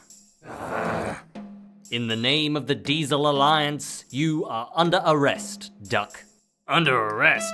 I thought we were gonna destroy him. We can't destroy him, we just need to detain him. Why not? He's been trying his best to destroy all of us. He's too dangerous to be kept alive, I say. I say we rip him wheel from wheel and toss his remains into the quay. Wait! Stop! He can't help it! He's possessed! He's what? Calm down, Percy. What do you mean he's possessed? Toby thinks that Duck is possessed by a demon. That's why he's acting so strange.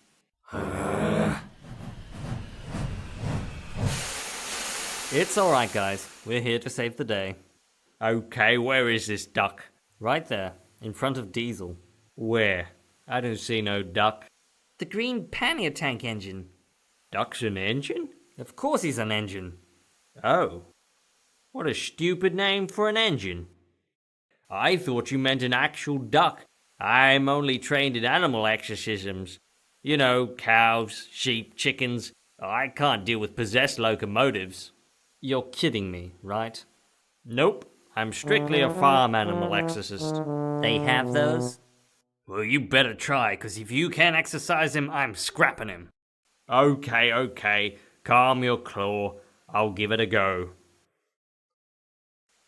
The power of Christ compels you.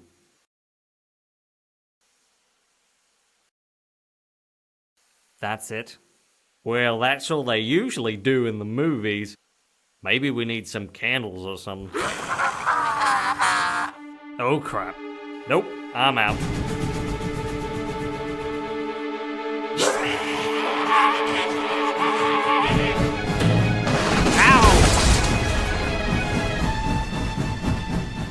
Darn it! You let him get away! Calm down, Diesel 10. We have to think this through. Is there anyone else who might be able to help us? An exorcism, you say? Well, I can surely help you out with that. But I must warn you, my services are not cheap. Name your price. Percy. Done. What? Very well, What then. did he say his price was? We're going to need a few things for this to work. First, we'll need another vessel for the demon to occupy once it's exorcised from your friend. I suggest we use some kind of rolling stock. Something that has no power of its own. On it. Next, we're gonna need some bait to lure Duck into a trap where we can ambush him for the exorcism. Seeing as he knows you diesels are onto him, we're gonna need to use another diesel as bait. Any ideas? Oh, come on, this isn't fair. I'm a narrow gauge engine. This lunatic is your problem, not mine. Guys? Hello?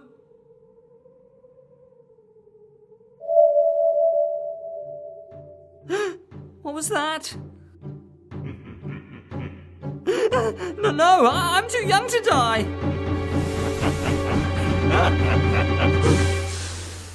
Bring in the truck. Hey, what's going on? Your time is up, demon. Now, prepare to be evicted. No! You prepare to die! I am a demon more powerful than you can possibly imagine, and I will be successful in my quest to destroy all diesel kind. Quickly, everyone! Repeat with me! The power of Lady compels you! The power of Lady compels you! The power of Lady compels you! The power of Lady compels you! The power of Lady compels you! The power of Lady compels you! The power of Lady compels you! The power of Lady compels you! The power of Lady compels you! The power of Lady compels you! The power of Lady compels you! The power of Lady compels you!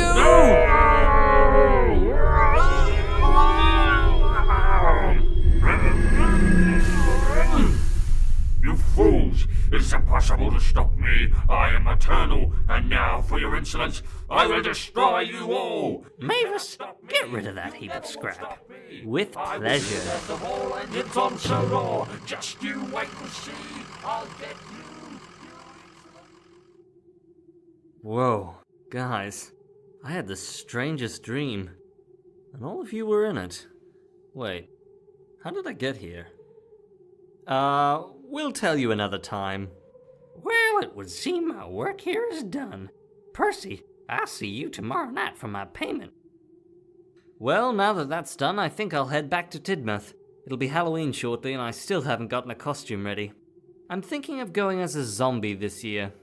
I want to go as Miley Cyrus. Oh, God, Percy. Sounds good to me.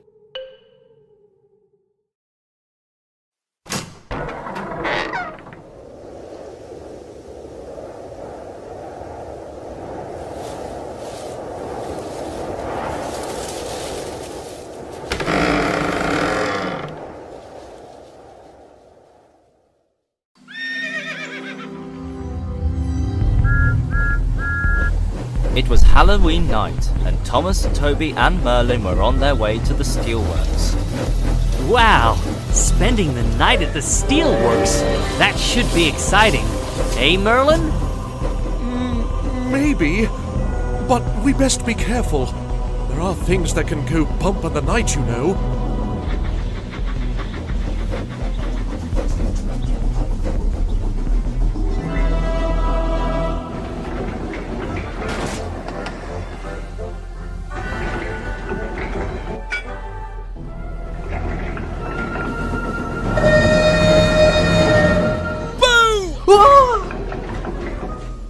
I'm sorry, Theo. I didn't mean to scare you. Oh, it's alright, Hurricane. I just get a little jittery on Halloween night. Why's that, Theo? Whoa!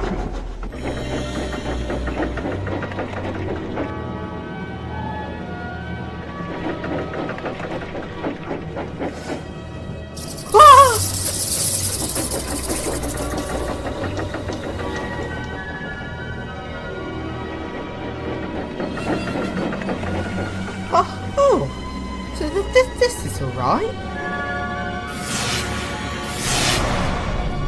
Oh, yikes!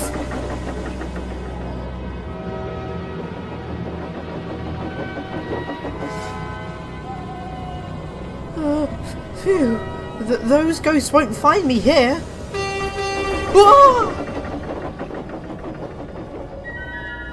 It's just me, little engine. Aren't you supposed to be collecting those ladle cars from the old shed?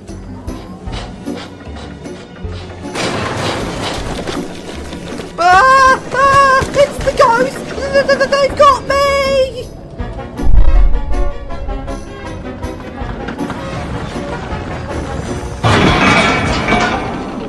Oh no!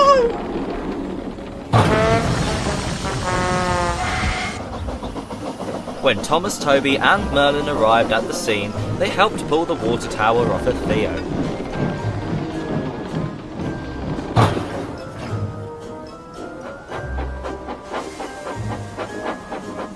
Theo, what happened?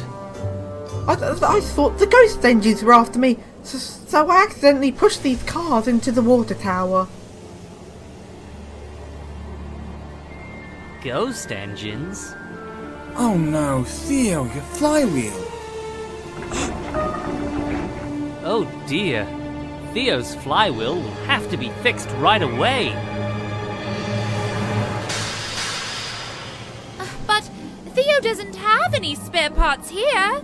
Only at the experimental engine yard where he came from. Then I guess we'll have to go there tonight and find it. No! We can't. Not tonight. Why not? Because once a year, on Halloween night, the experimental engine yard is haunted. Haunted by the engines that were never finished. Over time, the engines became rusted piles of scrap. Now the ghosts of engines long gone haunt goods sheds everywhere, calling out into the night, trying to find their missing piece.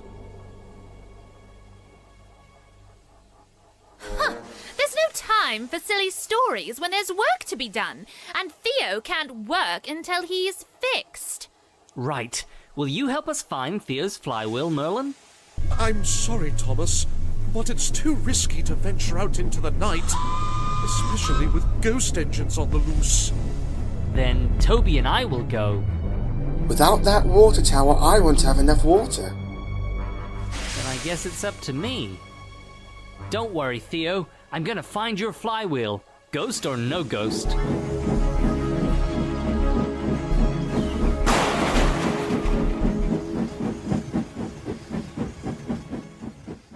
He's just looking for a missing part? That's hardly impressive when there aren't really any ghost engines out there. If you're so sure about that, Frankie, why don't you go with Thomas? Yes, it would be much easier for two engines to find Theo's flywheel in the dark. Fine, then I suppose I'll go too.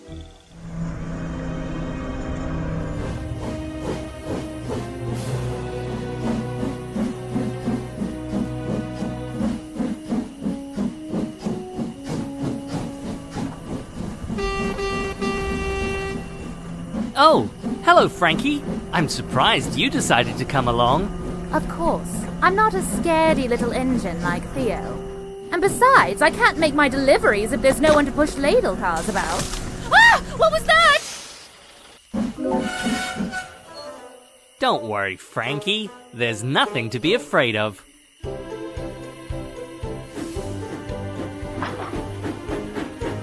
See? It's just a branch. Oh, I know. I wasn't scared or anything. I just surprised. Of course, Frankie. Whatever you say.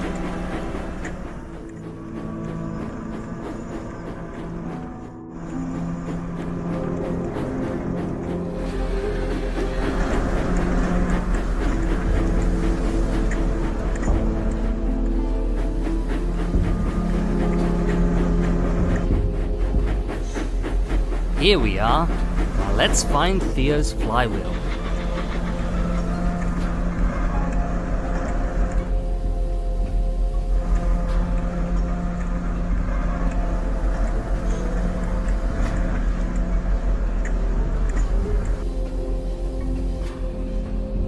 Oh, don't be silly. There's no such thing as ghosts.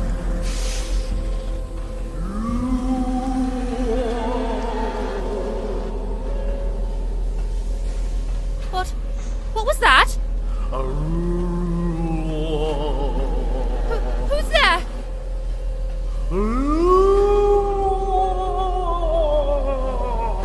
Oh no, it's a ghost! Frankie!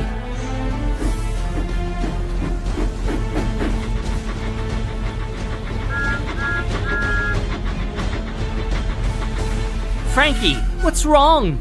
There are ghosts here, Thomas! I heard them! They're somewhere along this track! Then we better go see for ourselves. What? why? We have to look for that flywheel, Frankie.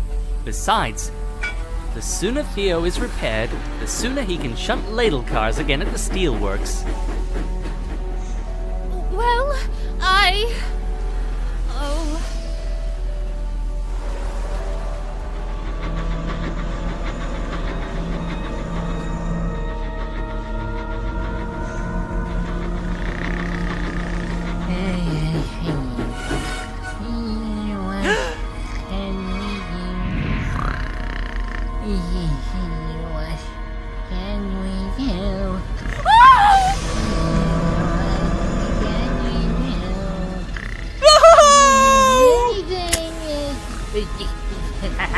Hey!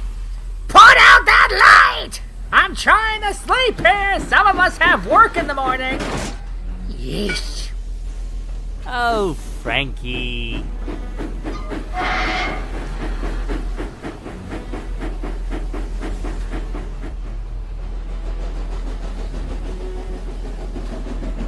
Frankie, there's no ghost. It's just a truck. No, I won't look. It's a ghost. I know it is. Here, let me show you.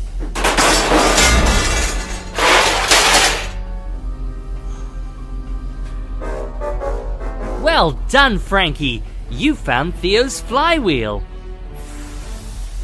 Even if you were afraid of the ghost engine. Oh, you.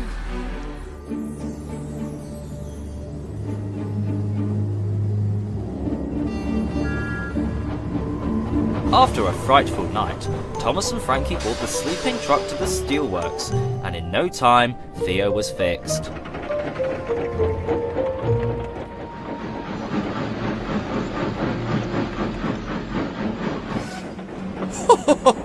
So I suppose this was our ghost? That explains all those spooky noises we heard at night. Wait, what? Noises? Excuse me? I never made a peep! You were the ones that like to sing all the time! Well, if this truck didn't make those noises, then who did?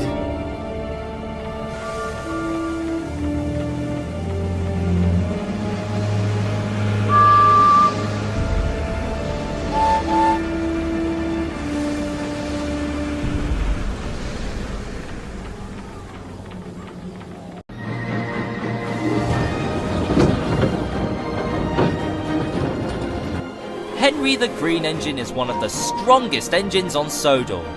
But just because you're strong doesn't mean you don't get scared. Sometimes. Especially on Halloween night. Oh dear, everything seems spooky all of a sudden.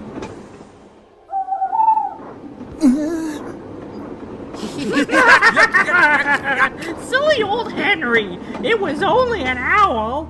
I think he's afraid of the dark. What a scaredy engine. Huh, I'm not scared. It just caught me by surprise is all.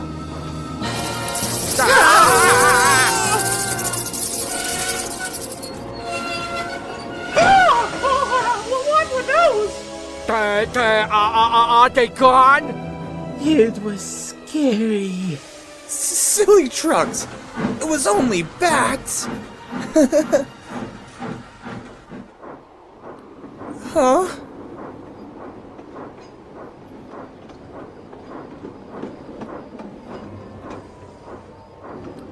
What could that be? A jack-o'-lantern? What's that doing out here? Oh, we should go back! Yeah, what he said. The woods are no place for lovely young trucks like us. Oh no, now what?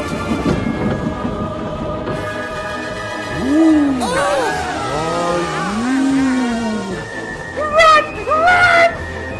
We have to get out of here! Please just leave me alone! Whatever you are! Oh, don't be frightened. Invisibility! Off! Huh?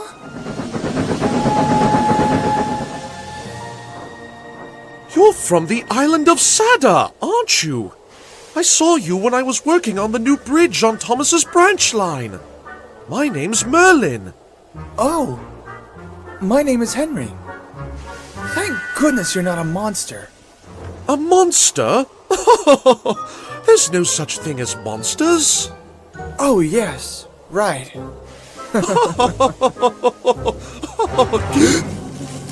Okay, so what was that? I'm sure there's a perfectly reasonable explanation.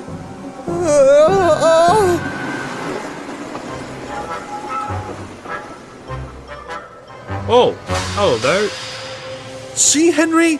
It's just some diesels. Hey, I recognize that symbol. You three work for Diesel. Not anymore, we don't. Well, to be honest with you, we're kind of lost without him.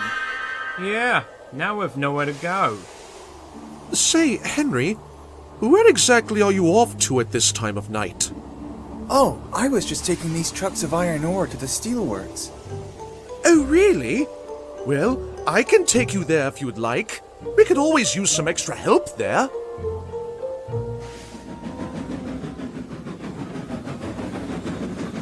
Oh, Merlin! I thought you were Lexi. Hey, wait a minute! Who are all these engines? Oh, well, Henry here has brought us some iron ore from Sodor. And these diesels... Well, you're always saying we could use some extra help. Oh, all right then. Come round back.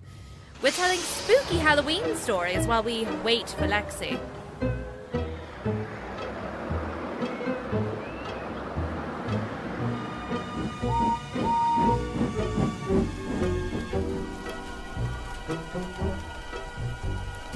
You know, I once heard a pretty strange story. It was about an engine who didn't pay attention to the little things, landing himself in big trouble. Those minis are just adorable. They might look adorable, Thomas, but be warned, minis can be dangerous. Dangerous? Those little guys? Listen, Thomas, the third most important thing you can ever know about a mini is this. Don't get them wet. Rubbish!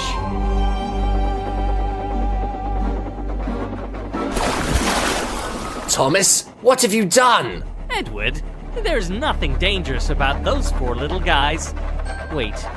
Edward, what's happening here? We need to get out of here. To the superstation. We'll be safe there.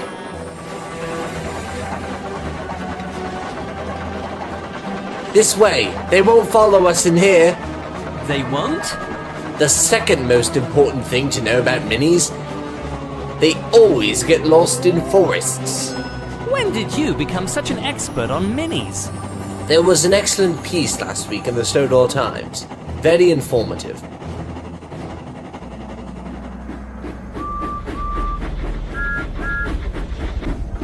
I think we lost them.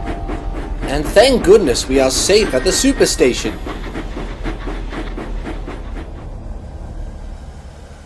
Phew! I'm exhausted after all that excitement. Let's get some rest. Good night, Thomas. Night, Edward. Thomas? What? Look!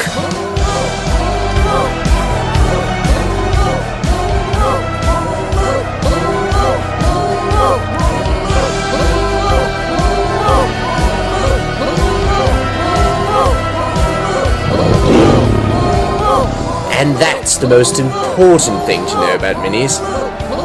What? They're very, very, very friendly. I once heard a story as scary as that one. All about a #1 engine. A #1 engine who thought he was so useful he could never, ever be replaced.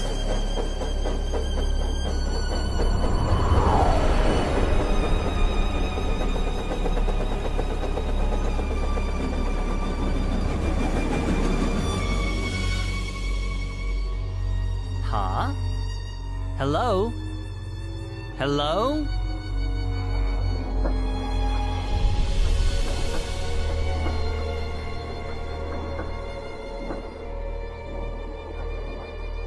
You look familiar.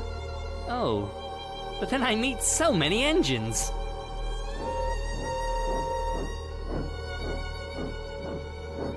Good night, Thomas. But I'm Thomas, aren't I?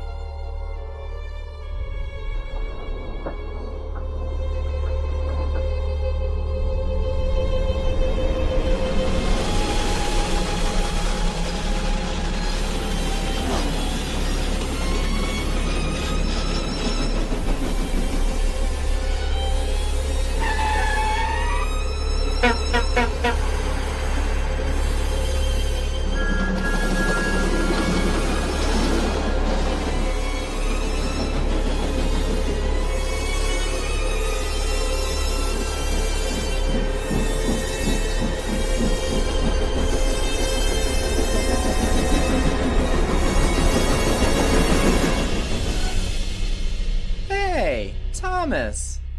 I'd recognize that cheery smile anywhere!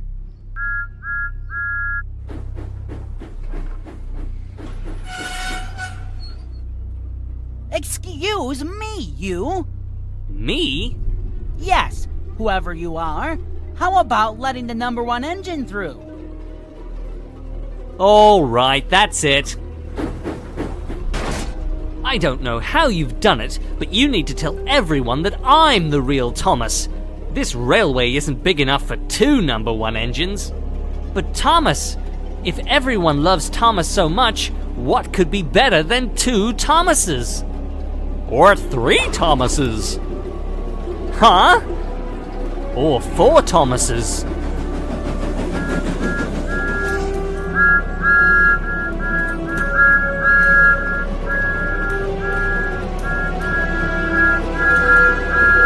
After all, aren't we all number 1 engines?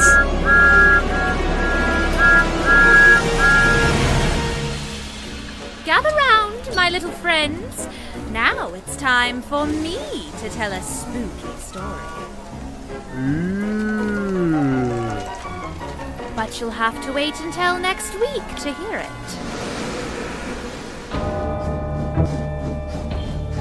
Legend has it that on Halloween night, a strange engine and her haunted trucks prowl the rails looking for their lost brake van. They scare away any engines that happen to be in their path. Goodness me! What was that?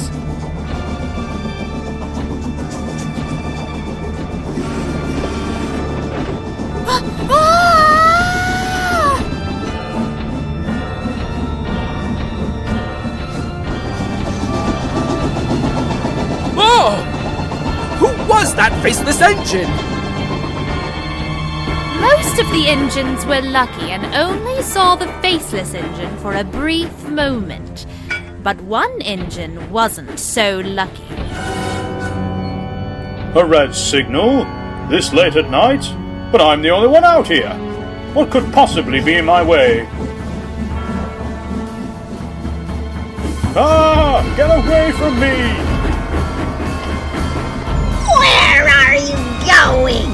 It's only me!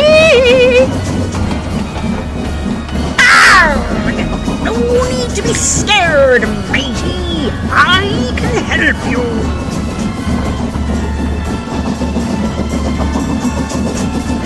Slow down! Where is our brake van? We can't go anywhere without a brake van. You'll never catch me, you faceless engine!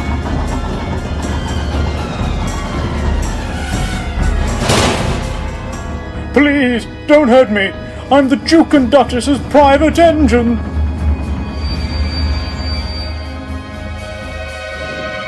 What is the matter with you? It looks like you've seen a ghost. What type of engine are you? I am a cab-forward engine, silly. It looks like I'm going backwards down the rails because my face is over here. Oh, You know, I wasn't really scared. And that's why you should always keep your eyes on the rails in front of you. Don't get distracted like Lexi. Right. Of course there's a moral. Yeah, this is kind of boring. How about something with a little more action? And pumpkins. Pumpkins are good. Oh, I love pumpkins. I might have a story with all of those things, if you're brave enough.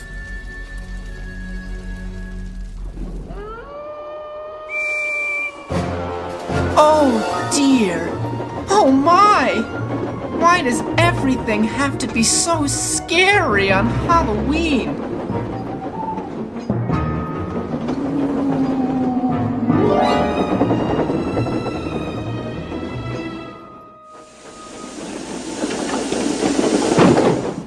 Ah, Percy, there you are. I need you and James to take a load of scrap to the scrapyard. The scrapyard, sir? Ah, I can't go to the scrapyard on Halloween night. It's not safe. What are you talking about, James? Well, they're ghosts and monsters and... But there are monsters, sir. They might scare my paintwork right off me, sir. Well, if you two are so brave, why don't you take the scrap? Fine, we will. Come on, Emily. Let's show these scaredy engines what we can do.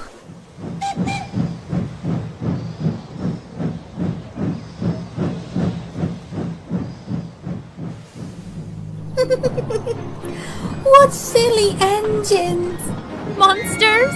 Ghosts? I mean, really? What was that? What do you mean? I didn't hear anything. It's coming from over there!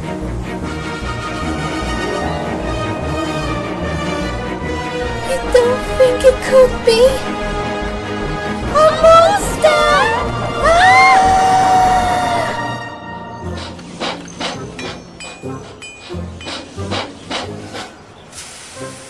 Oh my, those two were in a hurry.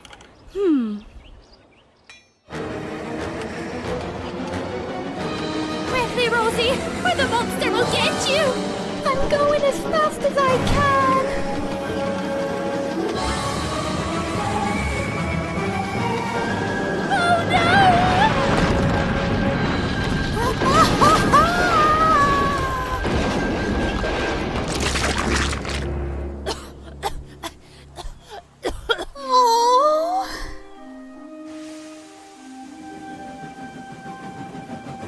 Oh dear, what's going on here? Marion, you wouldn't happen to have been at the scrapyard earlier, would you? Oh yes, I was looking for some spare parts. In fact, I saw you two leaving in quite a hurry. Oh dear, we have been silly engines. We thought you were a monster. A monster? Oh my, no. A monster! Ah! Monster? Where? Oh.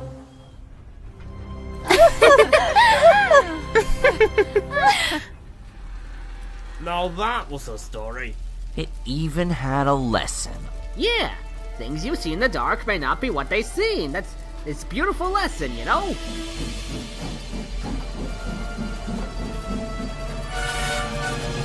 Boo!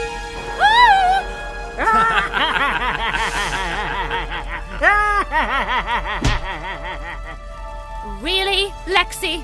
You had to take the time to go find a pumpkin and spook me like that.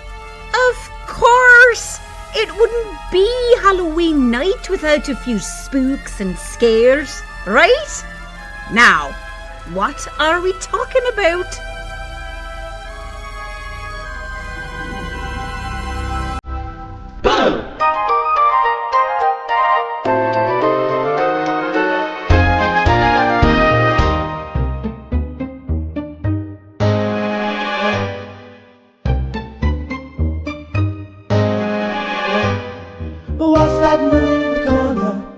What's that shadow on the wall?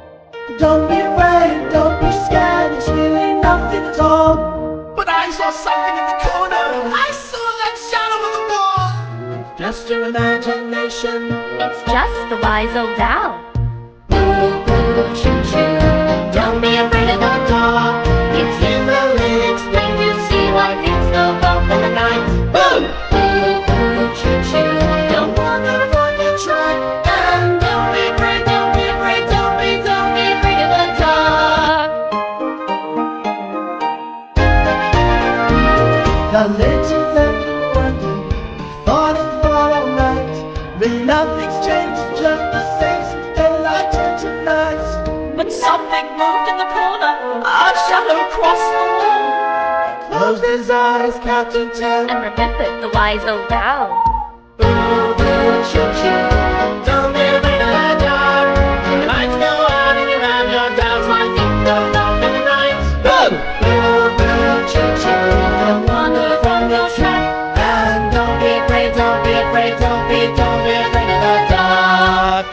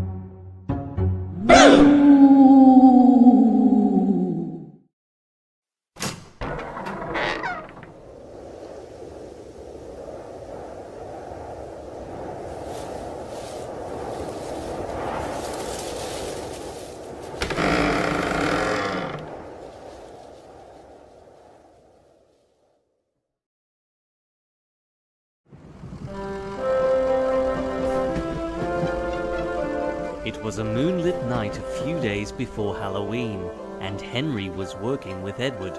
The big green engine was taking a goods train to the other end of the line. Whenever that owl hoots, a mist rolls in. It's great for sneaking up on the tank engines, if you know what I mean. Ew. Oh, and according to legend, when there's a mist about, there's supposedly a ghost about too. Take care tonight, Henry! Wait, what? Did he say ghost?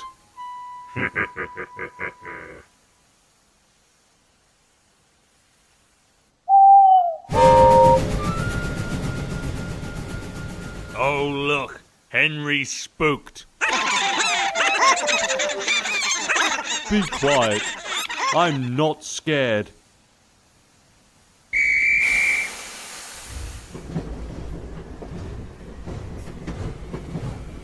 Oh, I'm gonna have fun with this one. Owls, mists, ghosts. Edward's going crazy in his old age. There's no mist. But Henry was wrong. Before long, he could barely see an inch in front of his buffers. Suddenly, he came to a signal at danger. It had a sign nailed to it. Beware of the Slender Engine. Huh? The Slender Engine? What a wimp. Huh? Who's there?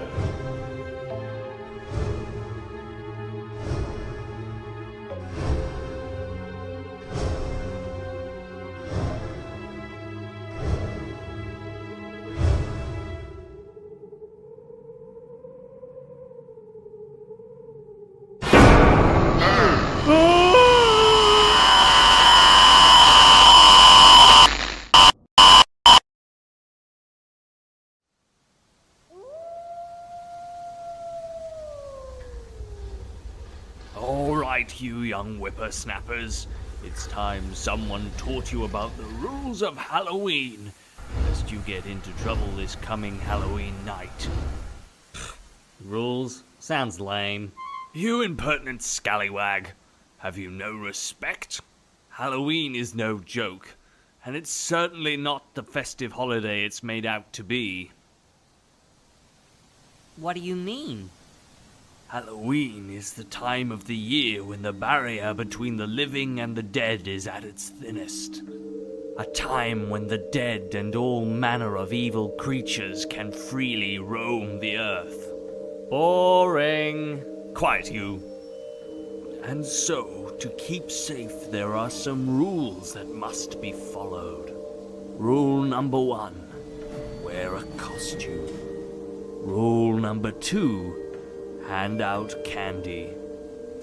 And rule number 3, never blow out a jack-o'-lantern. Uh-huh. Sounds legit. Heed my warning, young'uns, for there is an engine with paint that's pumpkin orange and with a face hidden behind a mask, who roams the railway on Halloween night, making sure that the rules are enforced, one way or another.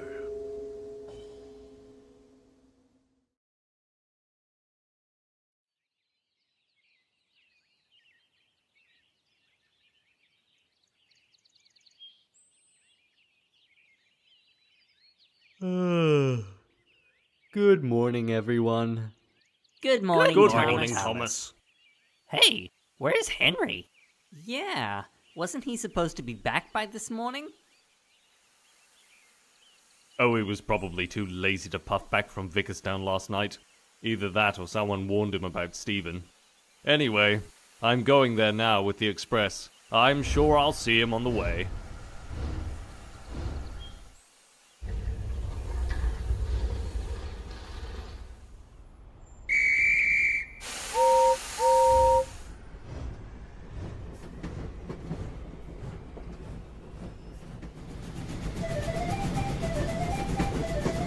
Soon Gordon was puffing along the main line with the express.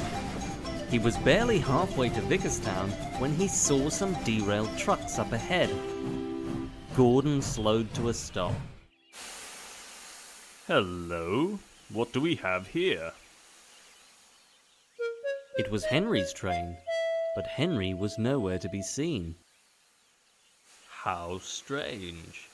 Trucks, what happened here? The trucks did not reply.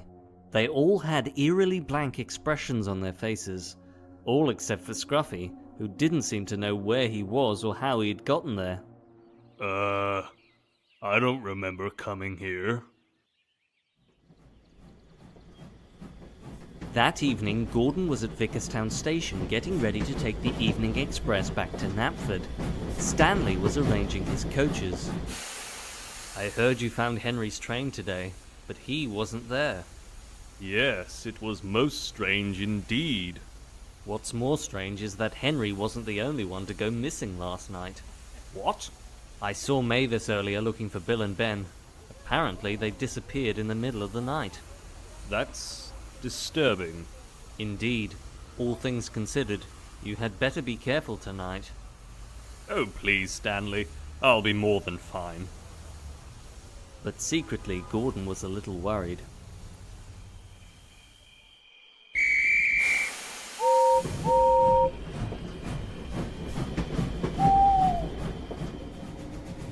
See? Nothing to worry about here. I'm totally 100% safe.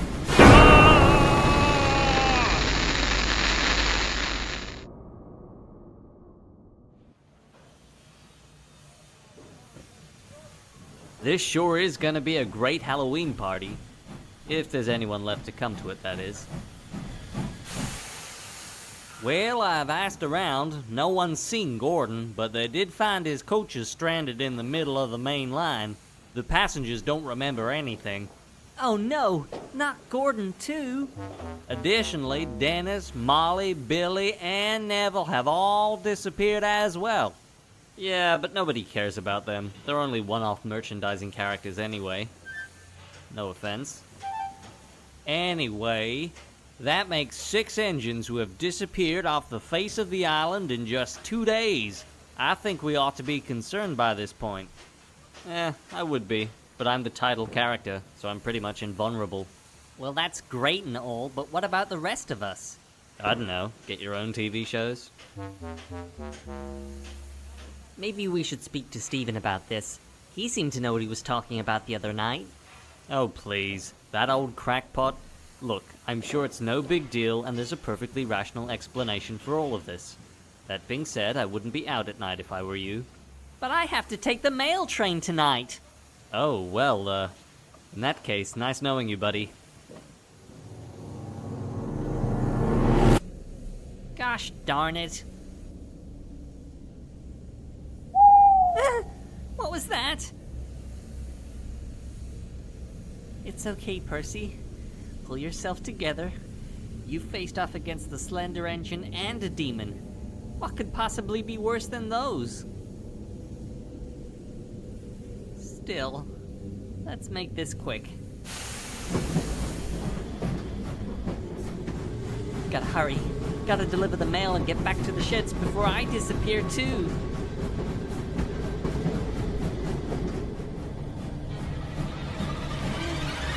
It's the Slender Engine!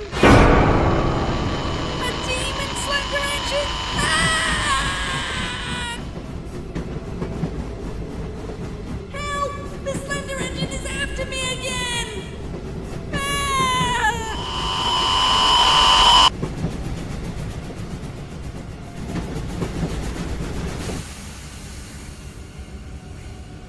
Is he gone?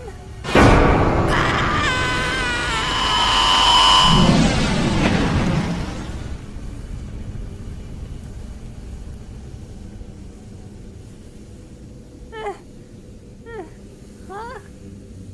Where did he go?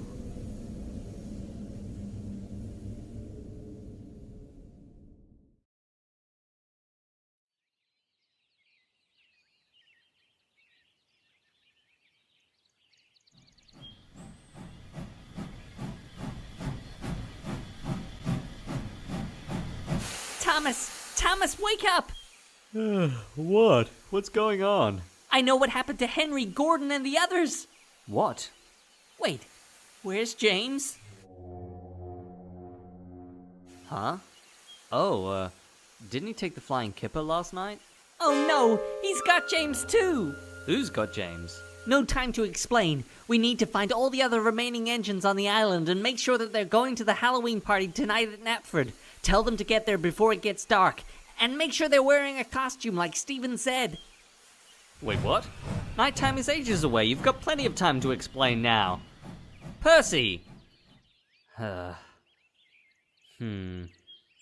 What to dress up as?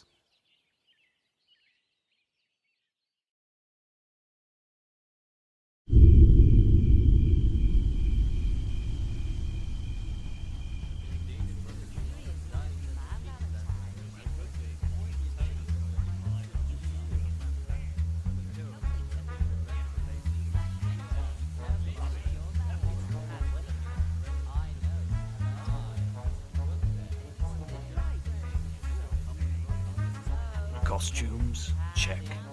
Candy, check. Jack-o'-lanterns, check.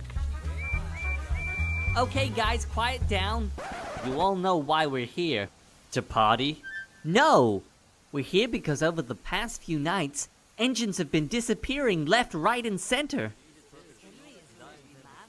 I couldn't find Donald or Douglas this morning. And I think Bert's gone too. Rosie is missing also. And I think Boko and Diesel are gone as well. Murdoch and Spencer are also confirmed missing. So that's like half of all the mainline engines on Sodor. Oh, and I don't know where Edward is. Oh no, not Edward too. He's the only one who knows how to deal with all this kind of stuff. It's okay, I'm fine. Was just sorting out my costume. Oh, thank goodness. Well, as I was saying, I know who's behind all of these disappearances. He chased me across the island last night. He's called the Slender Engine. The Slender Engine? Percy, you know that's just a railway legend I told you to tease you a few Halloweens back. No, he's real! I faced him once before in Henry's Forest whilst looking for some trucks. It was a few Halloweens ago, right after you first told me about him.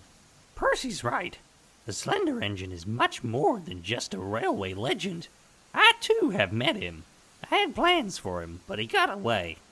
Well, now he's back, but this time he's got glowing red eyes, like Duck when he was possessed.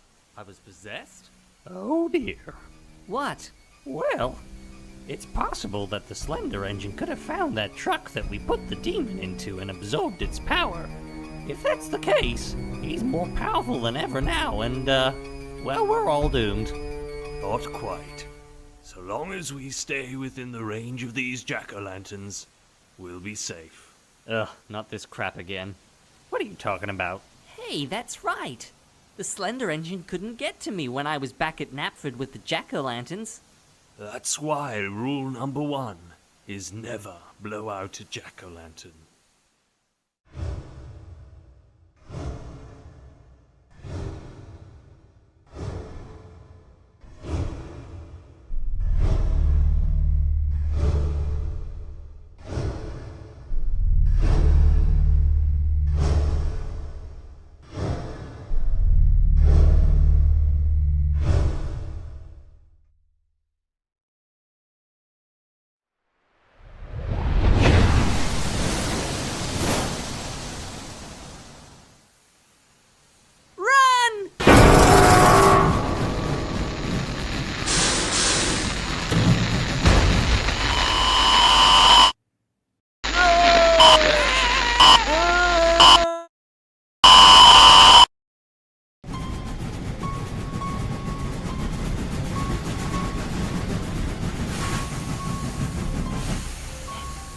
Thomas, are we gonna die? You may be. I'll be fine.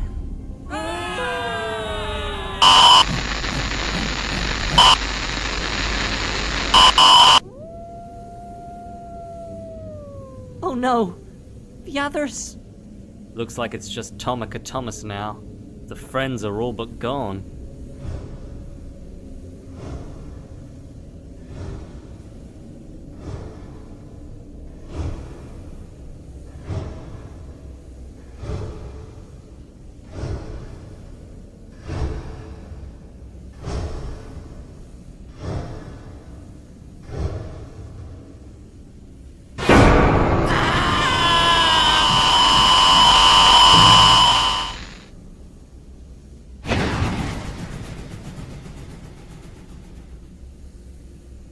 Huh?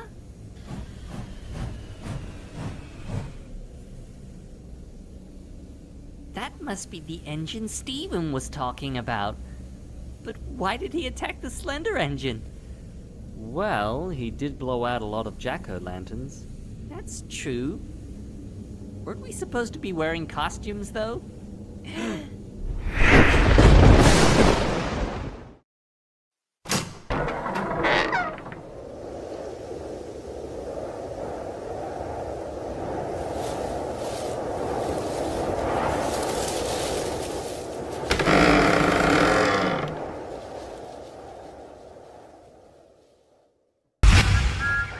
Help! Help! There's a dinosaur after me!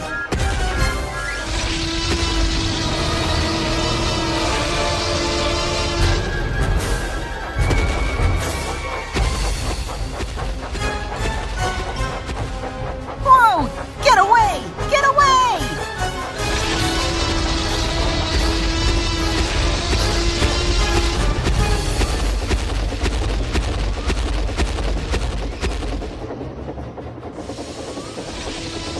Oh, thank goodness!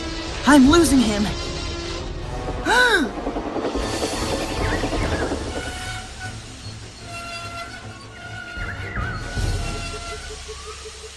Oh no! I'm trapped!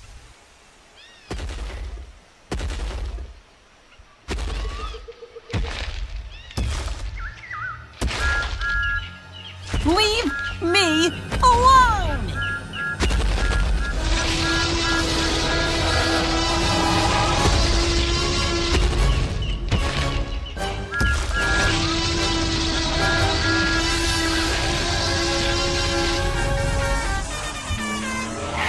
Leave him alone, you oversized dodo. The dinosaur. Where did he go? Dinosaur? You mean that cassowary over there? It's just a big bird, mate. But, you told me there were dinosaurs in the rainforest. Well, technically, birds are dinosaurs, Thomas. And there are plenty of birds here. Oh, it's not the same thing and you know it. Cassowaries can be dangerous, though. It's best to avoid them if you ever come across one. Although a big engine like yourself probably doesn't have to worry so much.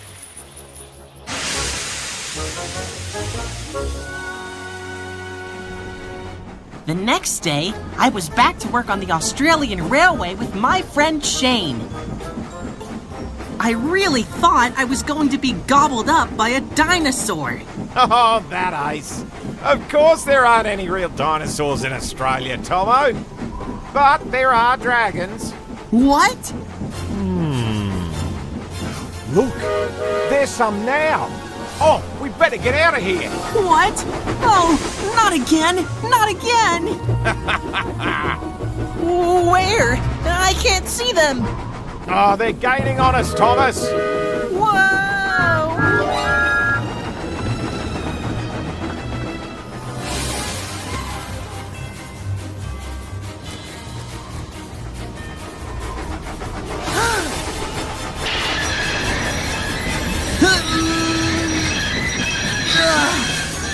Oh.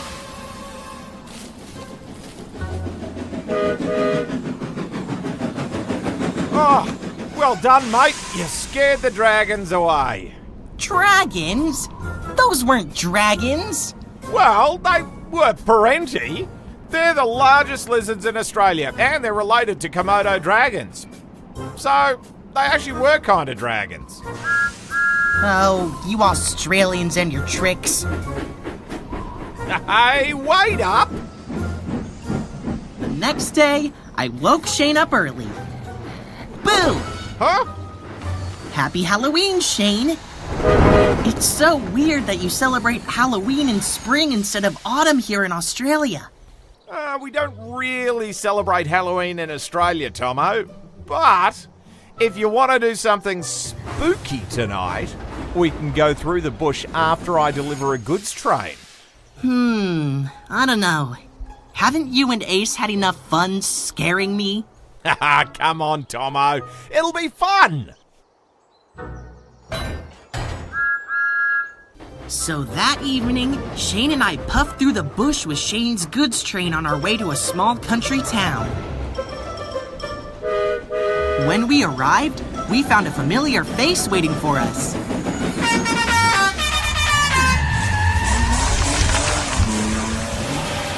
Hey, Ace, you want to join Tomo and I on our way back? We're going through at night for Halloween. Oh, sounds great. Let's go.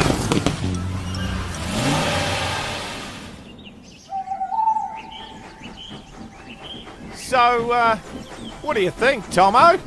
Scary enough for Halloween? Not at all.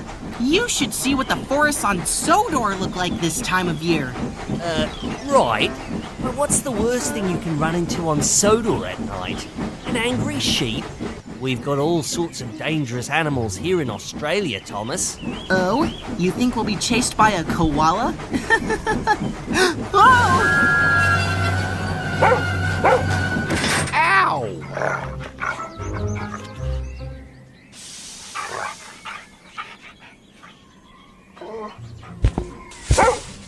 Well, no, but my driver did tell me about a very scary animal that lives in these parts. It's called the bunyip. The bunyip? There's no such thing. Says you. There have been sightings of the bunyip by the first peoples of these parts for thousands of years. It's big, it's scary, and it lives in lakes called billabongs. You know, it's so big, it could probably gobble up a whole engine.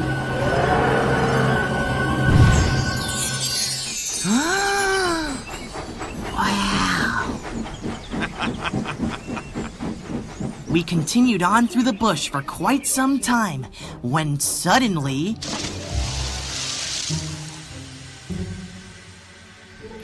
Is that a billabong?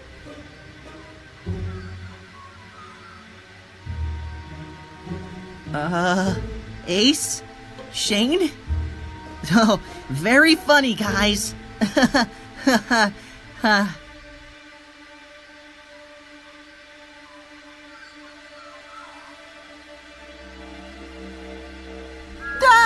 It's the bunyip! It got Ace and Shane and now it's after me!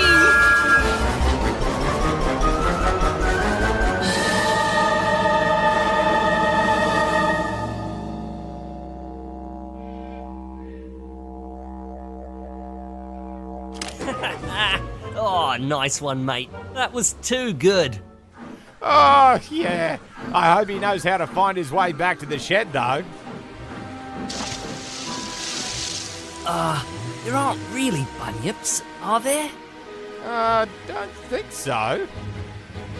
Then what's that? A bunyip!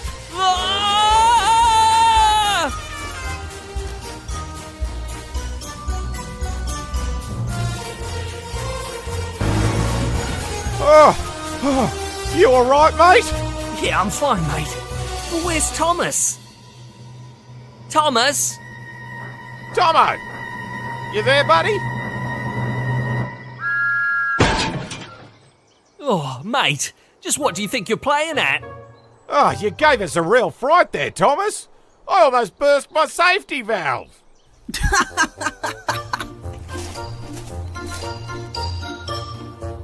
Happy Halloween!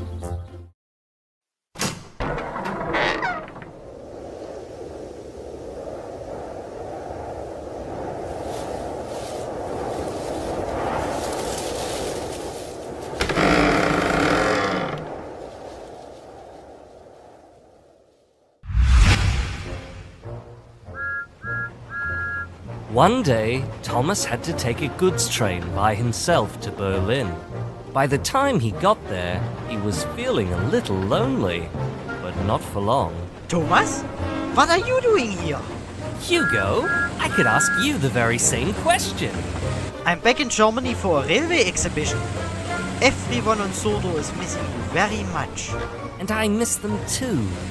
Well, the engines, not the trucks. The trucks here in Germany are so much nicer to work with. Really? I've always found trucks to be troublesome wherever they are. The kobolds must be helping you. What? Kobolds, Thomas. Little fairies that help engines and people do their work. That sounds silly. Fairies aren't real, Hugo.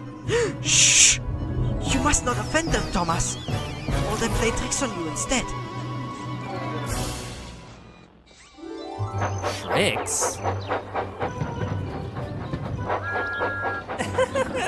Wow, Hugo! I didn't realize you were so superstitious. I think I'll be just fine, though. Later, Thomas was taking the trucks back to Hanover. They had behaved well so far, but were getting restless. Thomas? Thomas! You had better be careful. There's an old mine up ahead. Kobolds live in mines. They're probably joined the kobolds already on our train, Thomas, to teach you a lesson for offending them earlier today. Don't you lot start. Hugo was right, Thomas. Kobolds are real.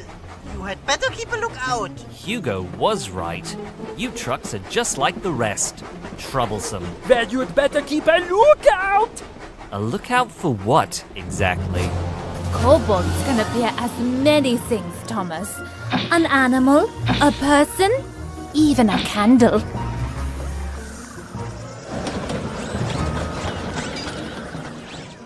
A candle? Now that's really silly. Nice try, trucks, but I'm not buying a word of it. Just you wait. You'll see. But Thomas wasn't feeling so confident as they approached the old mine. It had gotten dark, and a mist had rolled in, making it hard to see. There's no such thing as kobolds. There's no such thing as kobolds. Mustn't stop. Must keep going. Must keep... Huh?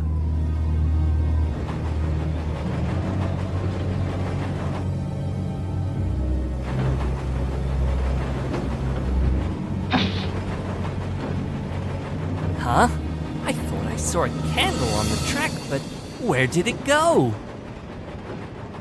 Thomas hadn't really seen a candle. It was just a firefly. It must have been a kobold! We told you they were real, Thomas!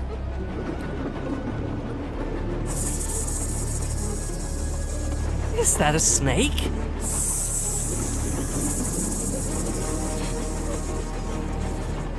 It's the kobolds. They're climbing on board. Enough of this nonsense. I'm not scared. There's no such thing as kobolds.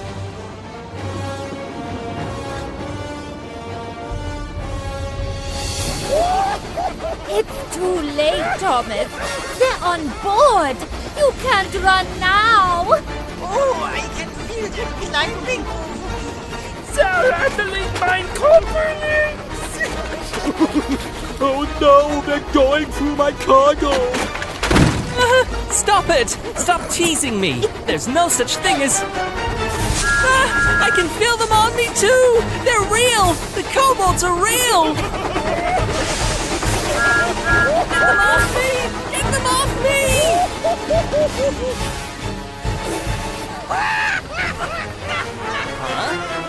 Silly Thomas!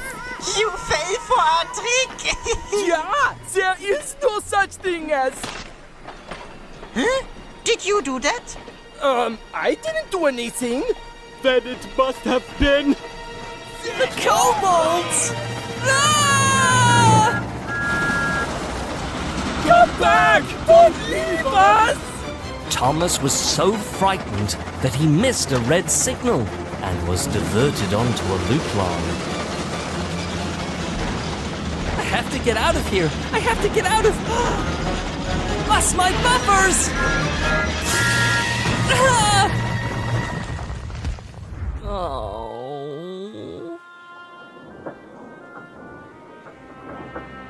It wasn't my fault, Frida. It was the kobolds. Kobolds! Oh, there is no such thing. It's true! I felt them on my boiler, and they uncoupled the back half of my train! We are in a forest, Thomas. It was probably just a low-hanging branch that you felt on your boiler, and the coupling that broke was old and rusty. Oh, I see. And I've made such a mess. Oh, don't worry, Thomas. You're not the first little engine who let his big imagination get the better of him.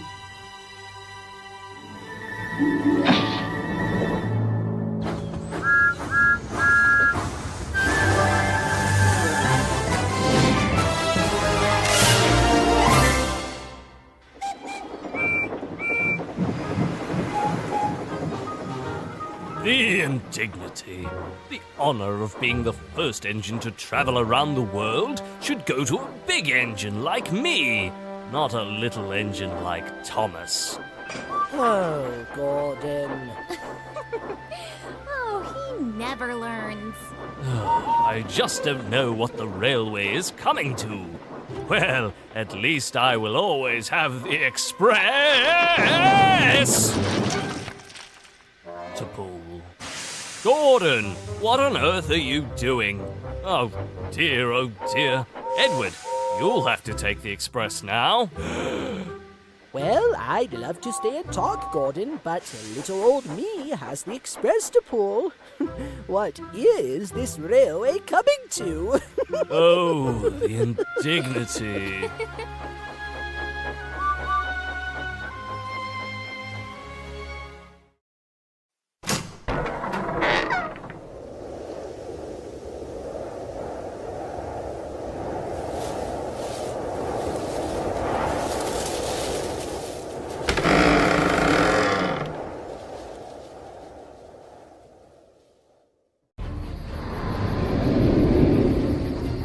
It was Halloween on the island of Sodor, and my friend Henry was feeling a little worried. Oh, I don't like Halloween. Why does everything have to be so scary? Ah!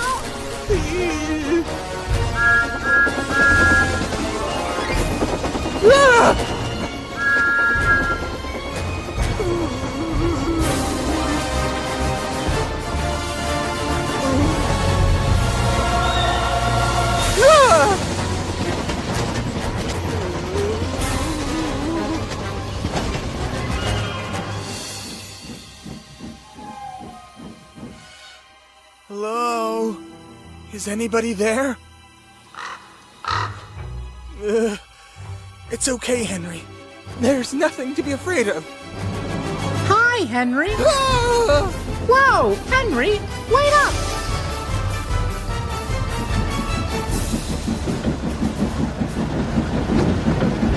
Henry! Henry! Wait up! Where are you going? Are we having a race, Henry? What's going on?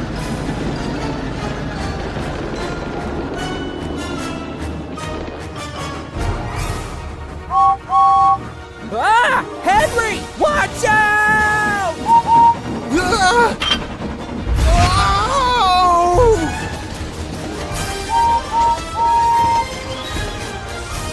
Honestly, what's gotten into him? Henry! Has anyone seen Henry? Oh, wow! Nice costumes, everyone!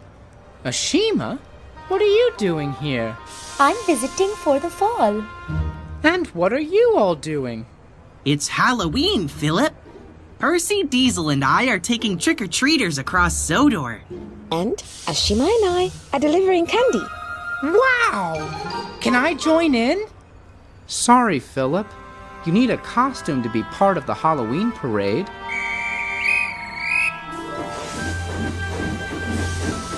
Aw, no fair. Out of my way, Philip.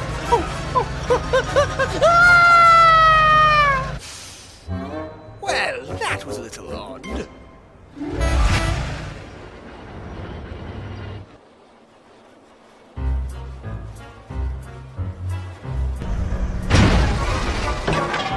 Oh, Philip, what are you playing at?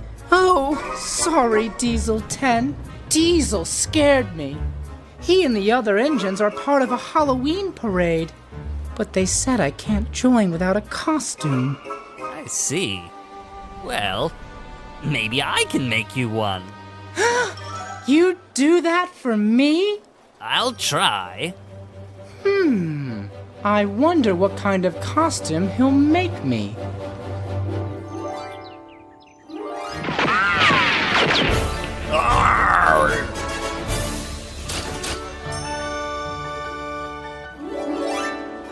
Ta-da!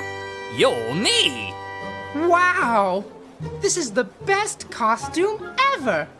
Thanks, Diesel 10. I'm going to join the Halloween parade. Have fun! Don't stay out too late.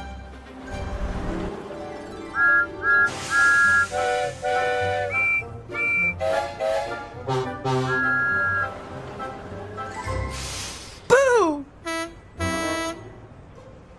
Don't be scared, everyone. It's me, Philip. I'm wearing a costume Diesel 10 made for me. Isn't it spooky? It's very interesting. Diesel 10 made your costume.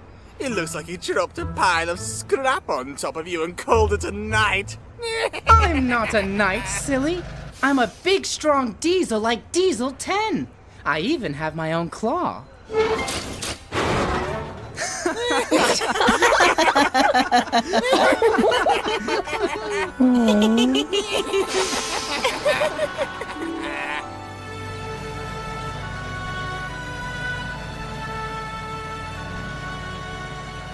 Philip was so embarrassed, he rolled into a siding all by himself. Meanwhile, Ashima and I were taking trick-or-treaters and candy to the stations. I think we hurt Philip's feelings, Thomas. We shouldn't have laughed at his costume. You're right, Ashima. Maybe we could ask him to be our back engine. Good idea. I'm sure that would cheer him up.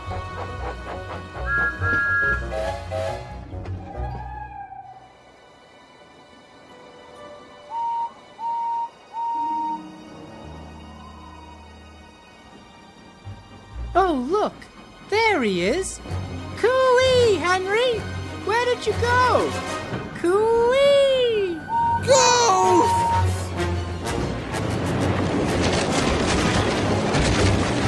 Oh no!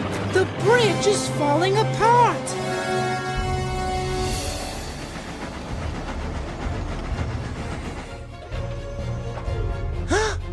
Thomas and Ashima are heading this way, and the bridge is damaged! I have to warn them somehow.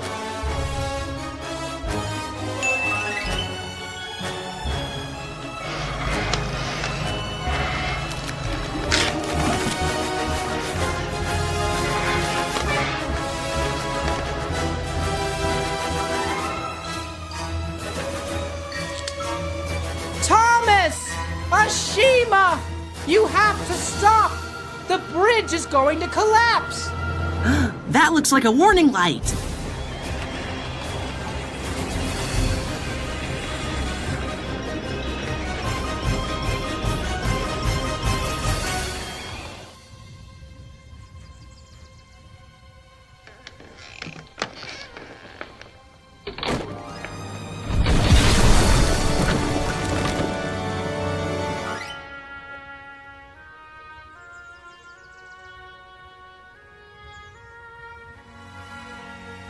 Philip, you saved us! Thank you very much. You might say I'm really useful in a pinch.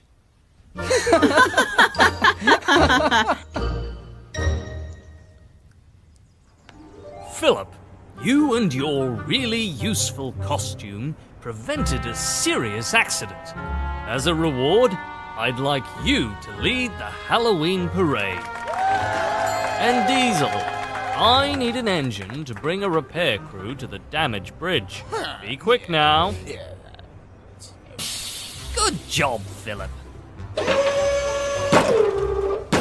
Thank you, Diesel 10. Now let's get this show on the rails.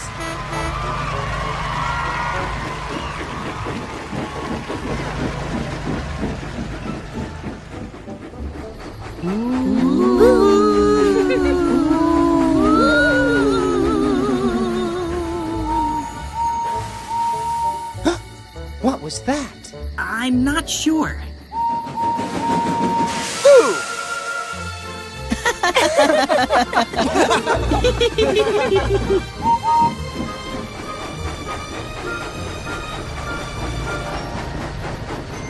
Happy Halloween!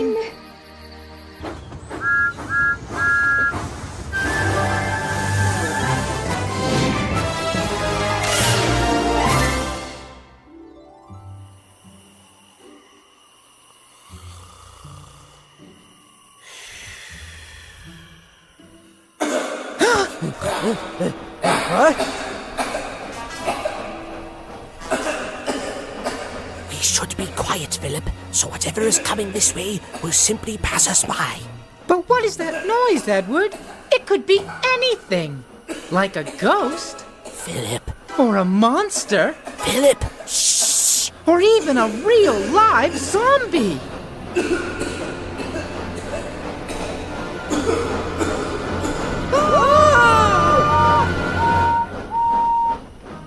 Hi, Edward.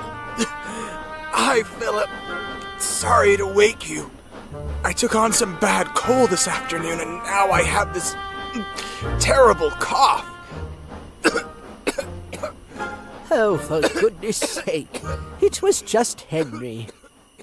Good night, Philip. Wow, Edward. Wasn't that scary? I was so scared. Were you scared? I bet you were. Brave engines do get scared sometimes. I'm a brave engine, too. Did you know I was Diesel 10 for Halloween? It was a dark and spooky night, and my friend Percy and I were happily delivering the mail until we heard a strange sound. It's a monster!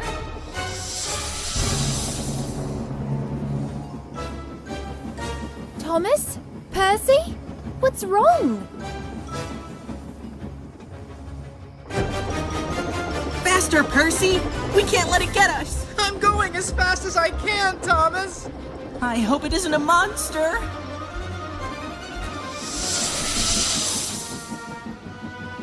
There's that sound again! Hurry, Thomas! What if it's a ghost?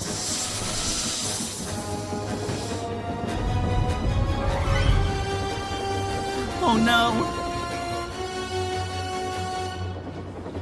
Whoa! Oh! We're trapped! Oh! Don't worry, you two. That noise you heard probably came from one of my passengers. That was pretty silly of us.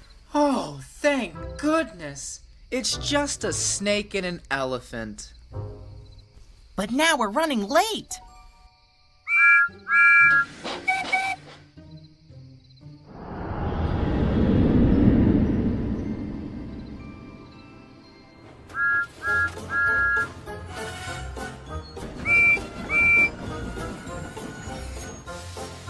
Oh dear.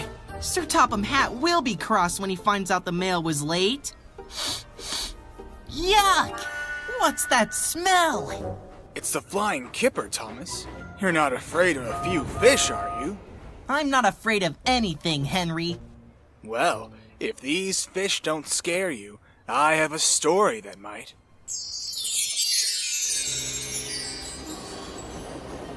It all started when Paxton was delivering a strange crate. Yoinks!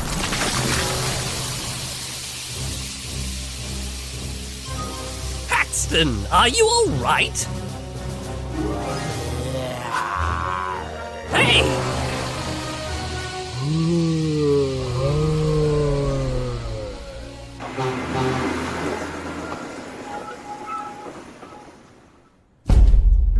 Did you hear that, James? It sounded like something landed on the roof. Oh, Thomas, you and your imagination. It was probably the wind. Uh-oh.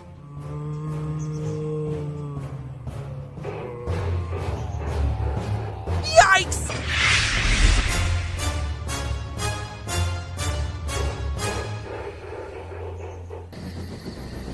Meanwhile, Gordon and Spencer were having a race. Ha ha! Looks like I won the race. No, you didn't. It was clearly a tie. Do you mind?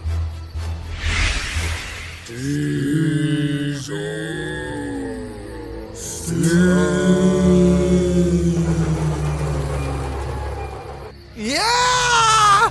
These trucks are pushing me!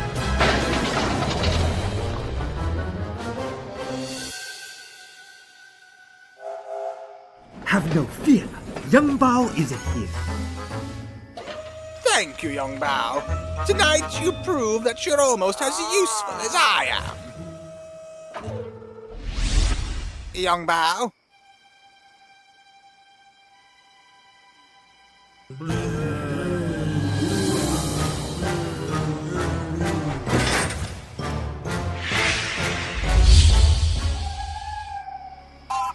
And so the mischievous minis multiplied in numbers.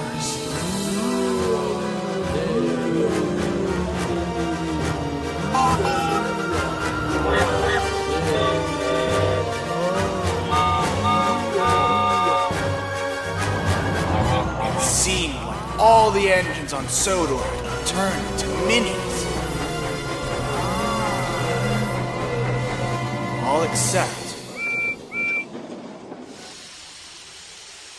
Aw, look at the cute little garden gnomes.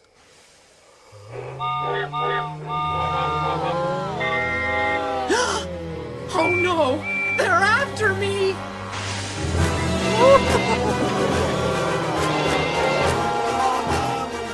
Ah! Someone help me! Don't worry, Percy. I'll protect you. Leave my friend alone.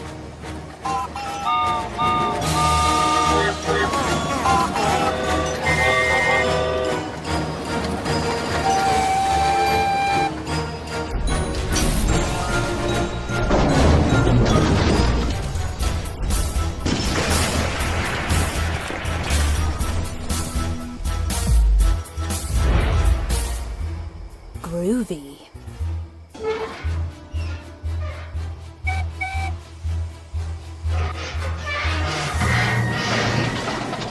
Oops!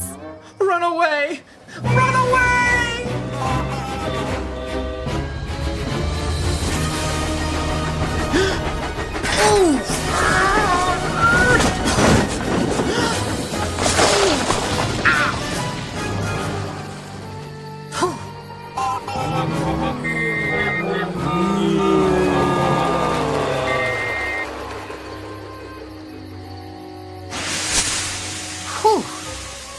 Looks like the coast is clear.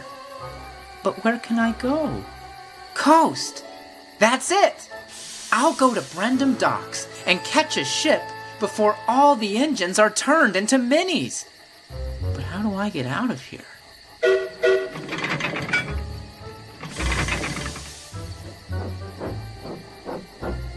Harvey! It's a good thing they haven't turned you into a mini yet.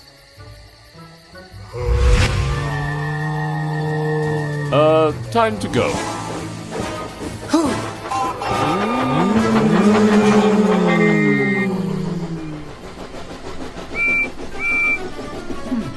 I wonder what these crates are for. Percy, get inside!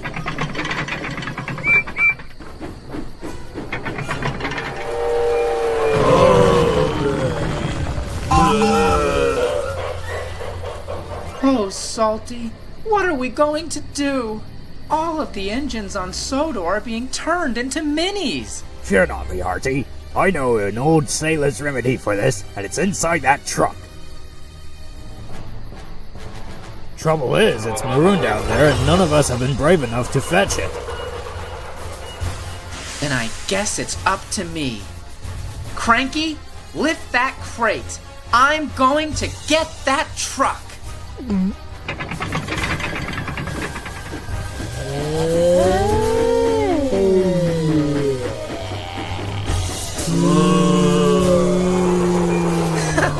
I've got it!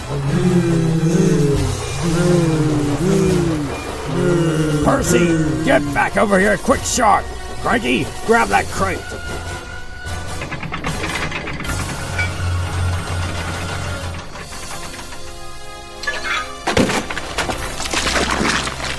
Is that fish?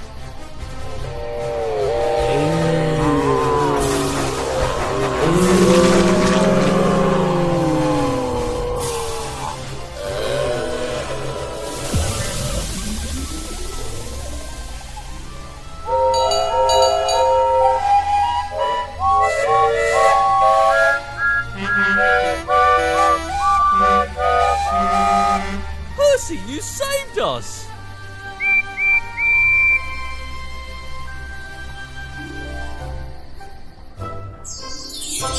Smelly fish is a remedy?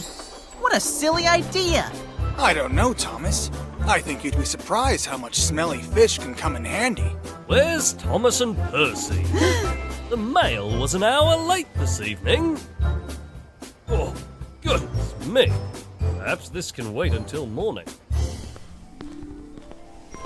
All right. Maybe smelly fish can get an engine out of trouble now and then.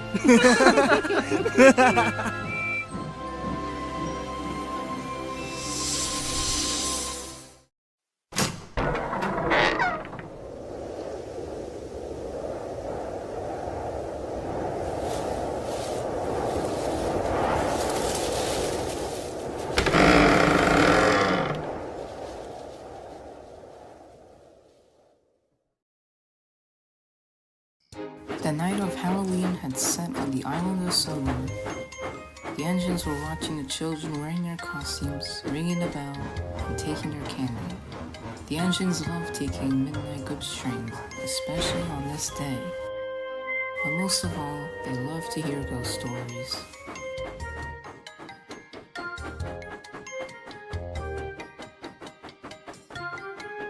Our story begins in Tidmouth Sheds.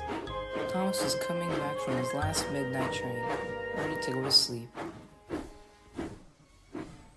Wow, it has been a long day, but I'm pretty tired, so I think I'll miss out on your stories this year, Edward.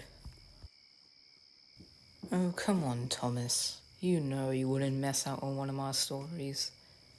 You always love them. True, Edward. I do love your stories, but it's just been a lot of work recently, and I don't think I'll be able to get enough sleep for tomorrow. I see somebody is a bit scared tonight for his story, said James. Have you seen your face at the clay pits back then? You looked so scared you thought you were gonna die. In my defense, yes, I did think I was gonna die. The entire clay pits was collapsing behind me. You think I would have made it out alive if I went a bit slower? Oh, cram it, you two. Halloween isn't about quarrels, it's about scaring each other. If you really want to have an argument tonight, you better make sure you're scaring each other. Alright, Edward. Scare will be. I'm telling the story tonight. Are you sure, Thomas? You aren't really known for telling scary stories. Sure, Henry. It'll be a fun spin.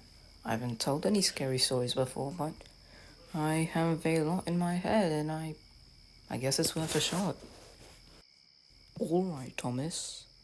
But if your story doesn't spook anybody, you'll be sleeping in the yards with all the devious trucks.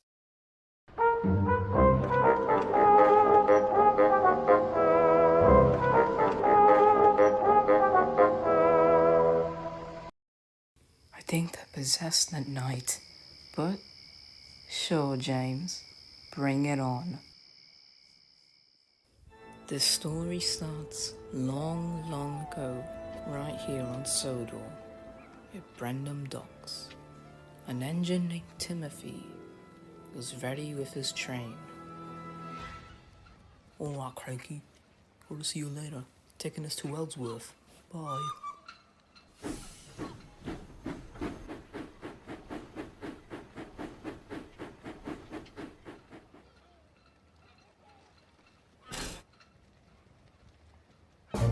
Timothy was doing great. He was running right on time and had a great smile on his face. Nothing could go wrong to him, he thought.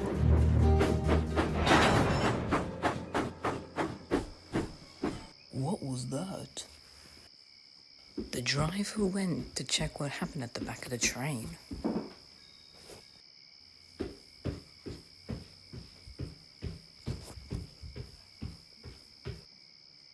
So did you see anything? Not a trace, Timothy. We should go, or we'll be late. That's strange. Your boiler is oddly high. I'm going to the docks to see if Cranky saw anything. This is strange. But Timothy, we have a delivery. I don't care if something's off.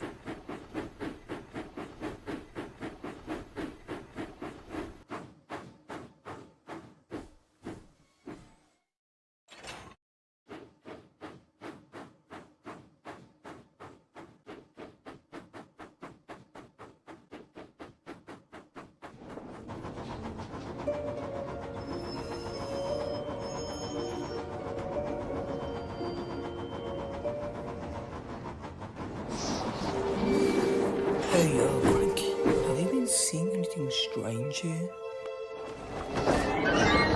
Oh my lord, Cranky, I'm getting help immediately. Timothy, what the hell are you doing? You leave Brendan, you want to come back, now you want to leave. Make up your mind.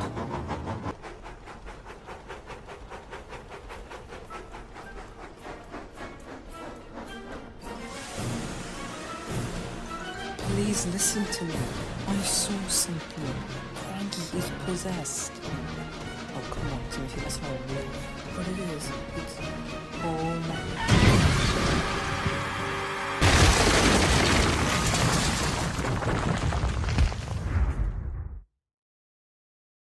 Oh... Help. Please. And as the night of Halloween comes every year, he comes as well.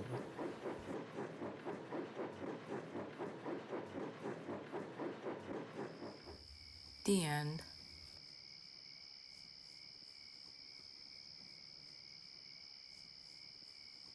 I see my story made somebody scared tonight. Well done, Thomas. You managed to tell a story that scared James. I'm proud of you. I have to say, Thomas, you did do a great job. But one question, is that thing real? Oh, of course not, Henry. It's just a story I made up. That thing will never, ever be real. Oh, but how wrong Thomas would be. 3:28 a.m.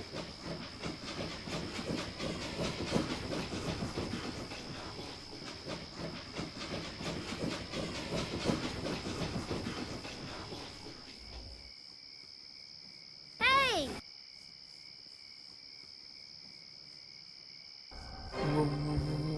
Wait, it's only been 2 minutes and it's here.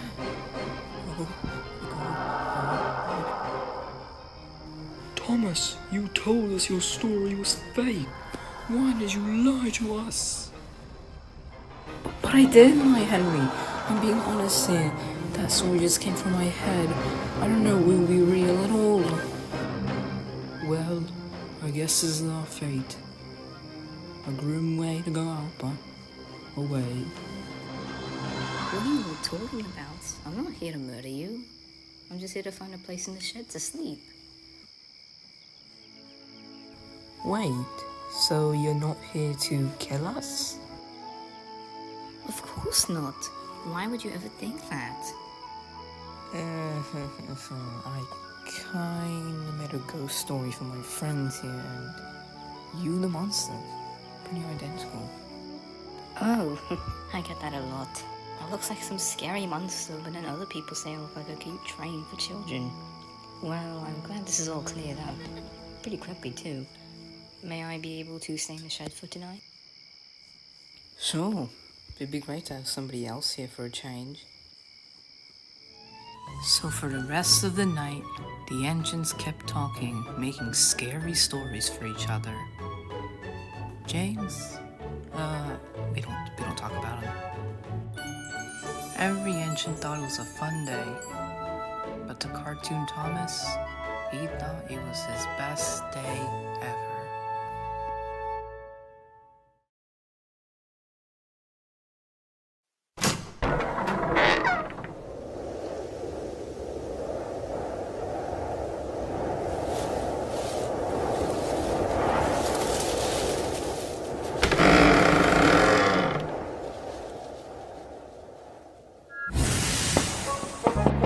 Number 0.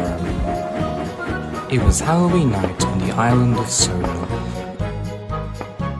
and all of the engines were making their final deliveries before sleeping in for the spooky night. They loved telling each other spooky stories before settling in for the night to give each other quite a scare.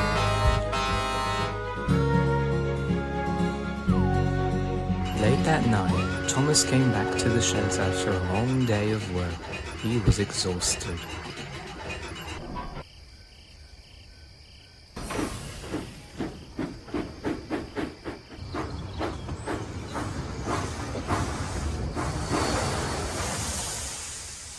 Thomas, come on in.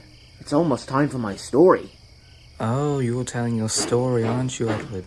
I'm coming. One Halloween night at Knapford Yards, there was an engine, similarly built like Thomas. It was being tested to become a part of the Fat Controller's railway. The rusty coat of grey paint and a 0 on its side. But he wasn't keeping a very great eye at where he was going. The engine rocketed past stations, zooming down the tracks like lightning. But then, things all went downhill. Unbeknownst to the engine was that the viaduct had been under repair, and it wasn't safe for engines to cross through. But the engine was going quite too fast to notice the sign. And by the time he noticed, it was too late. Since then, engines say on Halloween night that the same engine, flashing its top lamp near them, haunt them while making deliveries before going to the sheds. Some engines make it after those nights well, but others never got past to telling the story before they end up in a similar fate.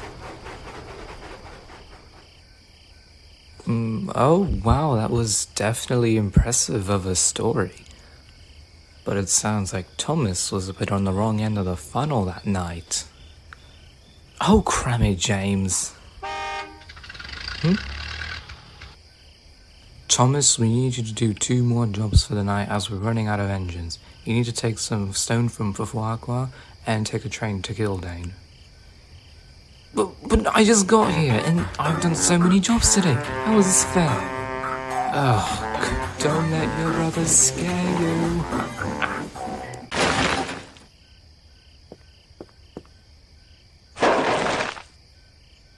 Oh, this is so unfair. Why couldn't the Fat Controller assign me another job instead of taking dirty stone? I've already worked hard enough. All good, Thomas. Ready to go. Huh, thanks.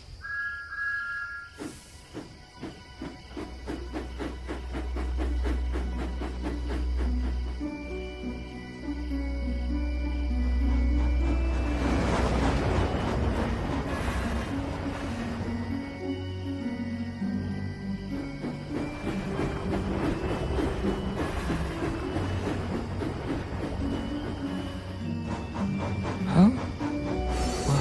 What's that? It's probably nothing. Probably nothing. Come on.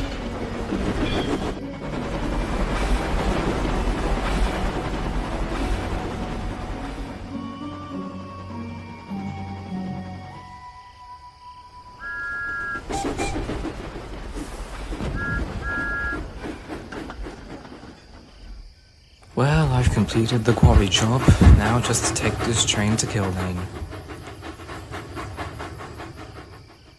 I mean, it shouldn't be that hard, right? Wait, is that... Cinders and ashes, it's the engine again! Brakes!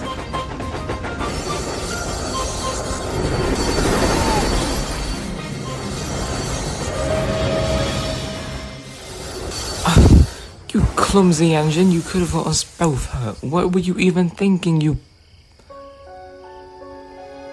Oh, it's gone again. It's gone again.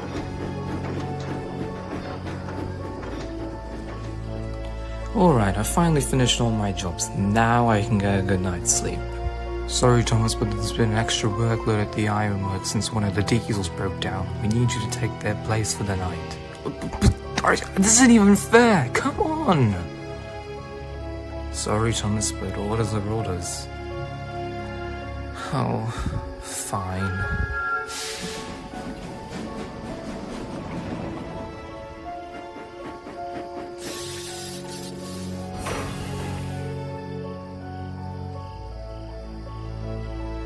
Come on, Thomas, you've been through worse nights. You can do it. The faster it's done, the faster we can get home.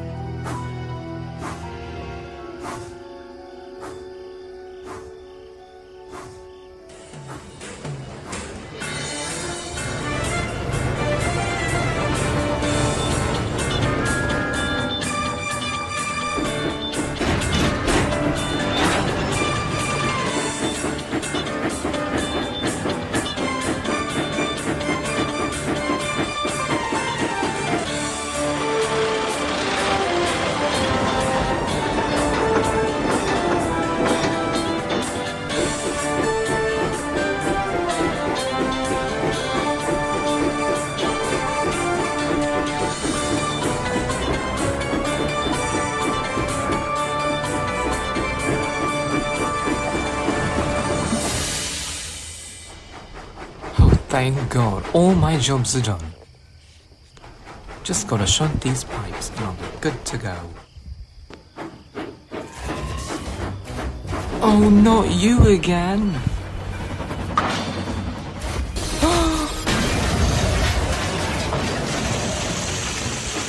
Alright, I've had enough of what you've been doing tonight. You've been haunting me at every job I've been doing, and now you're at this one. I don't know what you want, but if you want to tell me something, tell me now, because I've had enough of ghosts. Oh, I'm so proud of you, Thomas. You passed the test. What? What are you talking about? What you've been seeing tonight was all on purpose. Every Halloween, it is my responsibility to help an engine whose fate is doomed on this night. But it's up to the engine if they can communicate with me. Wait, really? Yes. Well, I love to talk with you long, but that breaks my power. So, my word of advice for the night: don't go home. I mean, okay, but do you have any proof for all this? He's gone again. I don't feel very well. I should probably go. Clean up the mess I made. I don't feel very well. Can I stay in the shed? Well, nobody else is here, so go ahead. Thomas backed down to the back of the shed next to the Iron Twins. He then closed his eyes and got ready for the big sleep, then was rudely awoken by the yard manager. Looks like you won't be going home for a while, Thomas. The viaduct just collapsed on an engine who ran through. They don't know who it is, but he was grey with a 0 on the side. You'll have to be working here for a while until that bridge is fixed. Thomas didn't know what to make of the situation. He thought about it for a while. He never slept after that. But I think he knows that that engine was only trying to help him. Don't you?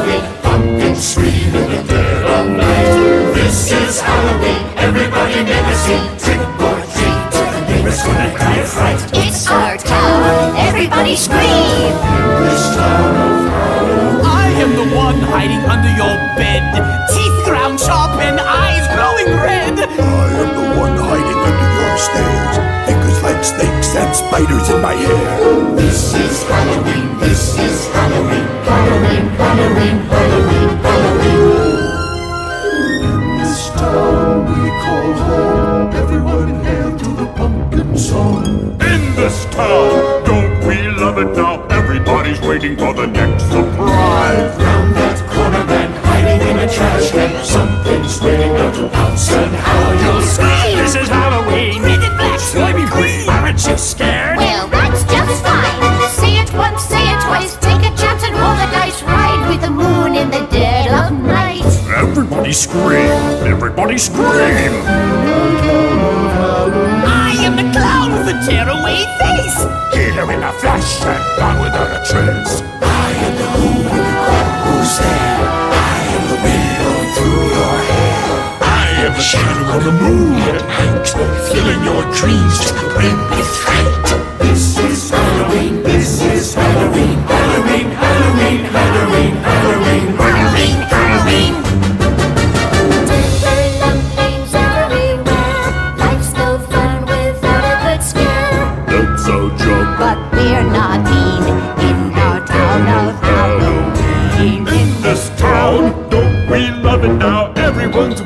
the next surprise. Skeleton Jack might get you in the back and scream like a banshee, make you jump out of your skin. This is Halloween, everybody scream! Won't you please make way for a very special guy? Come and Jack is king of the pumpkin patch. Everyone hail to the pumpkin king. Now this is Halloween, this is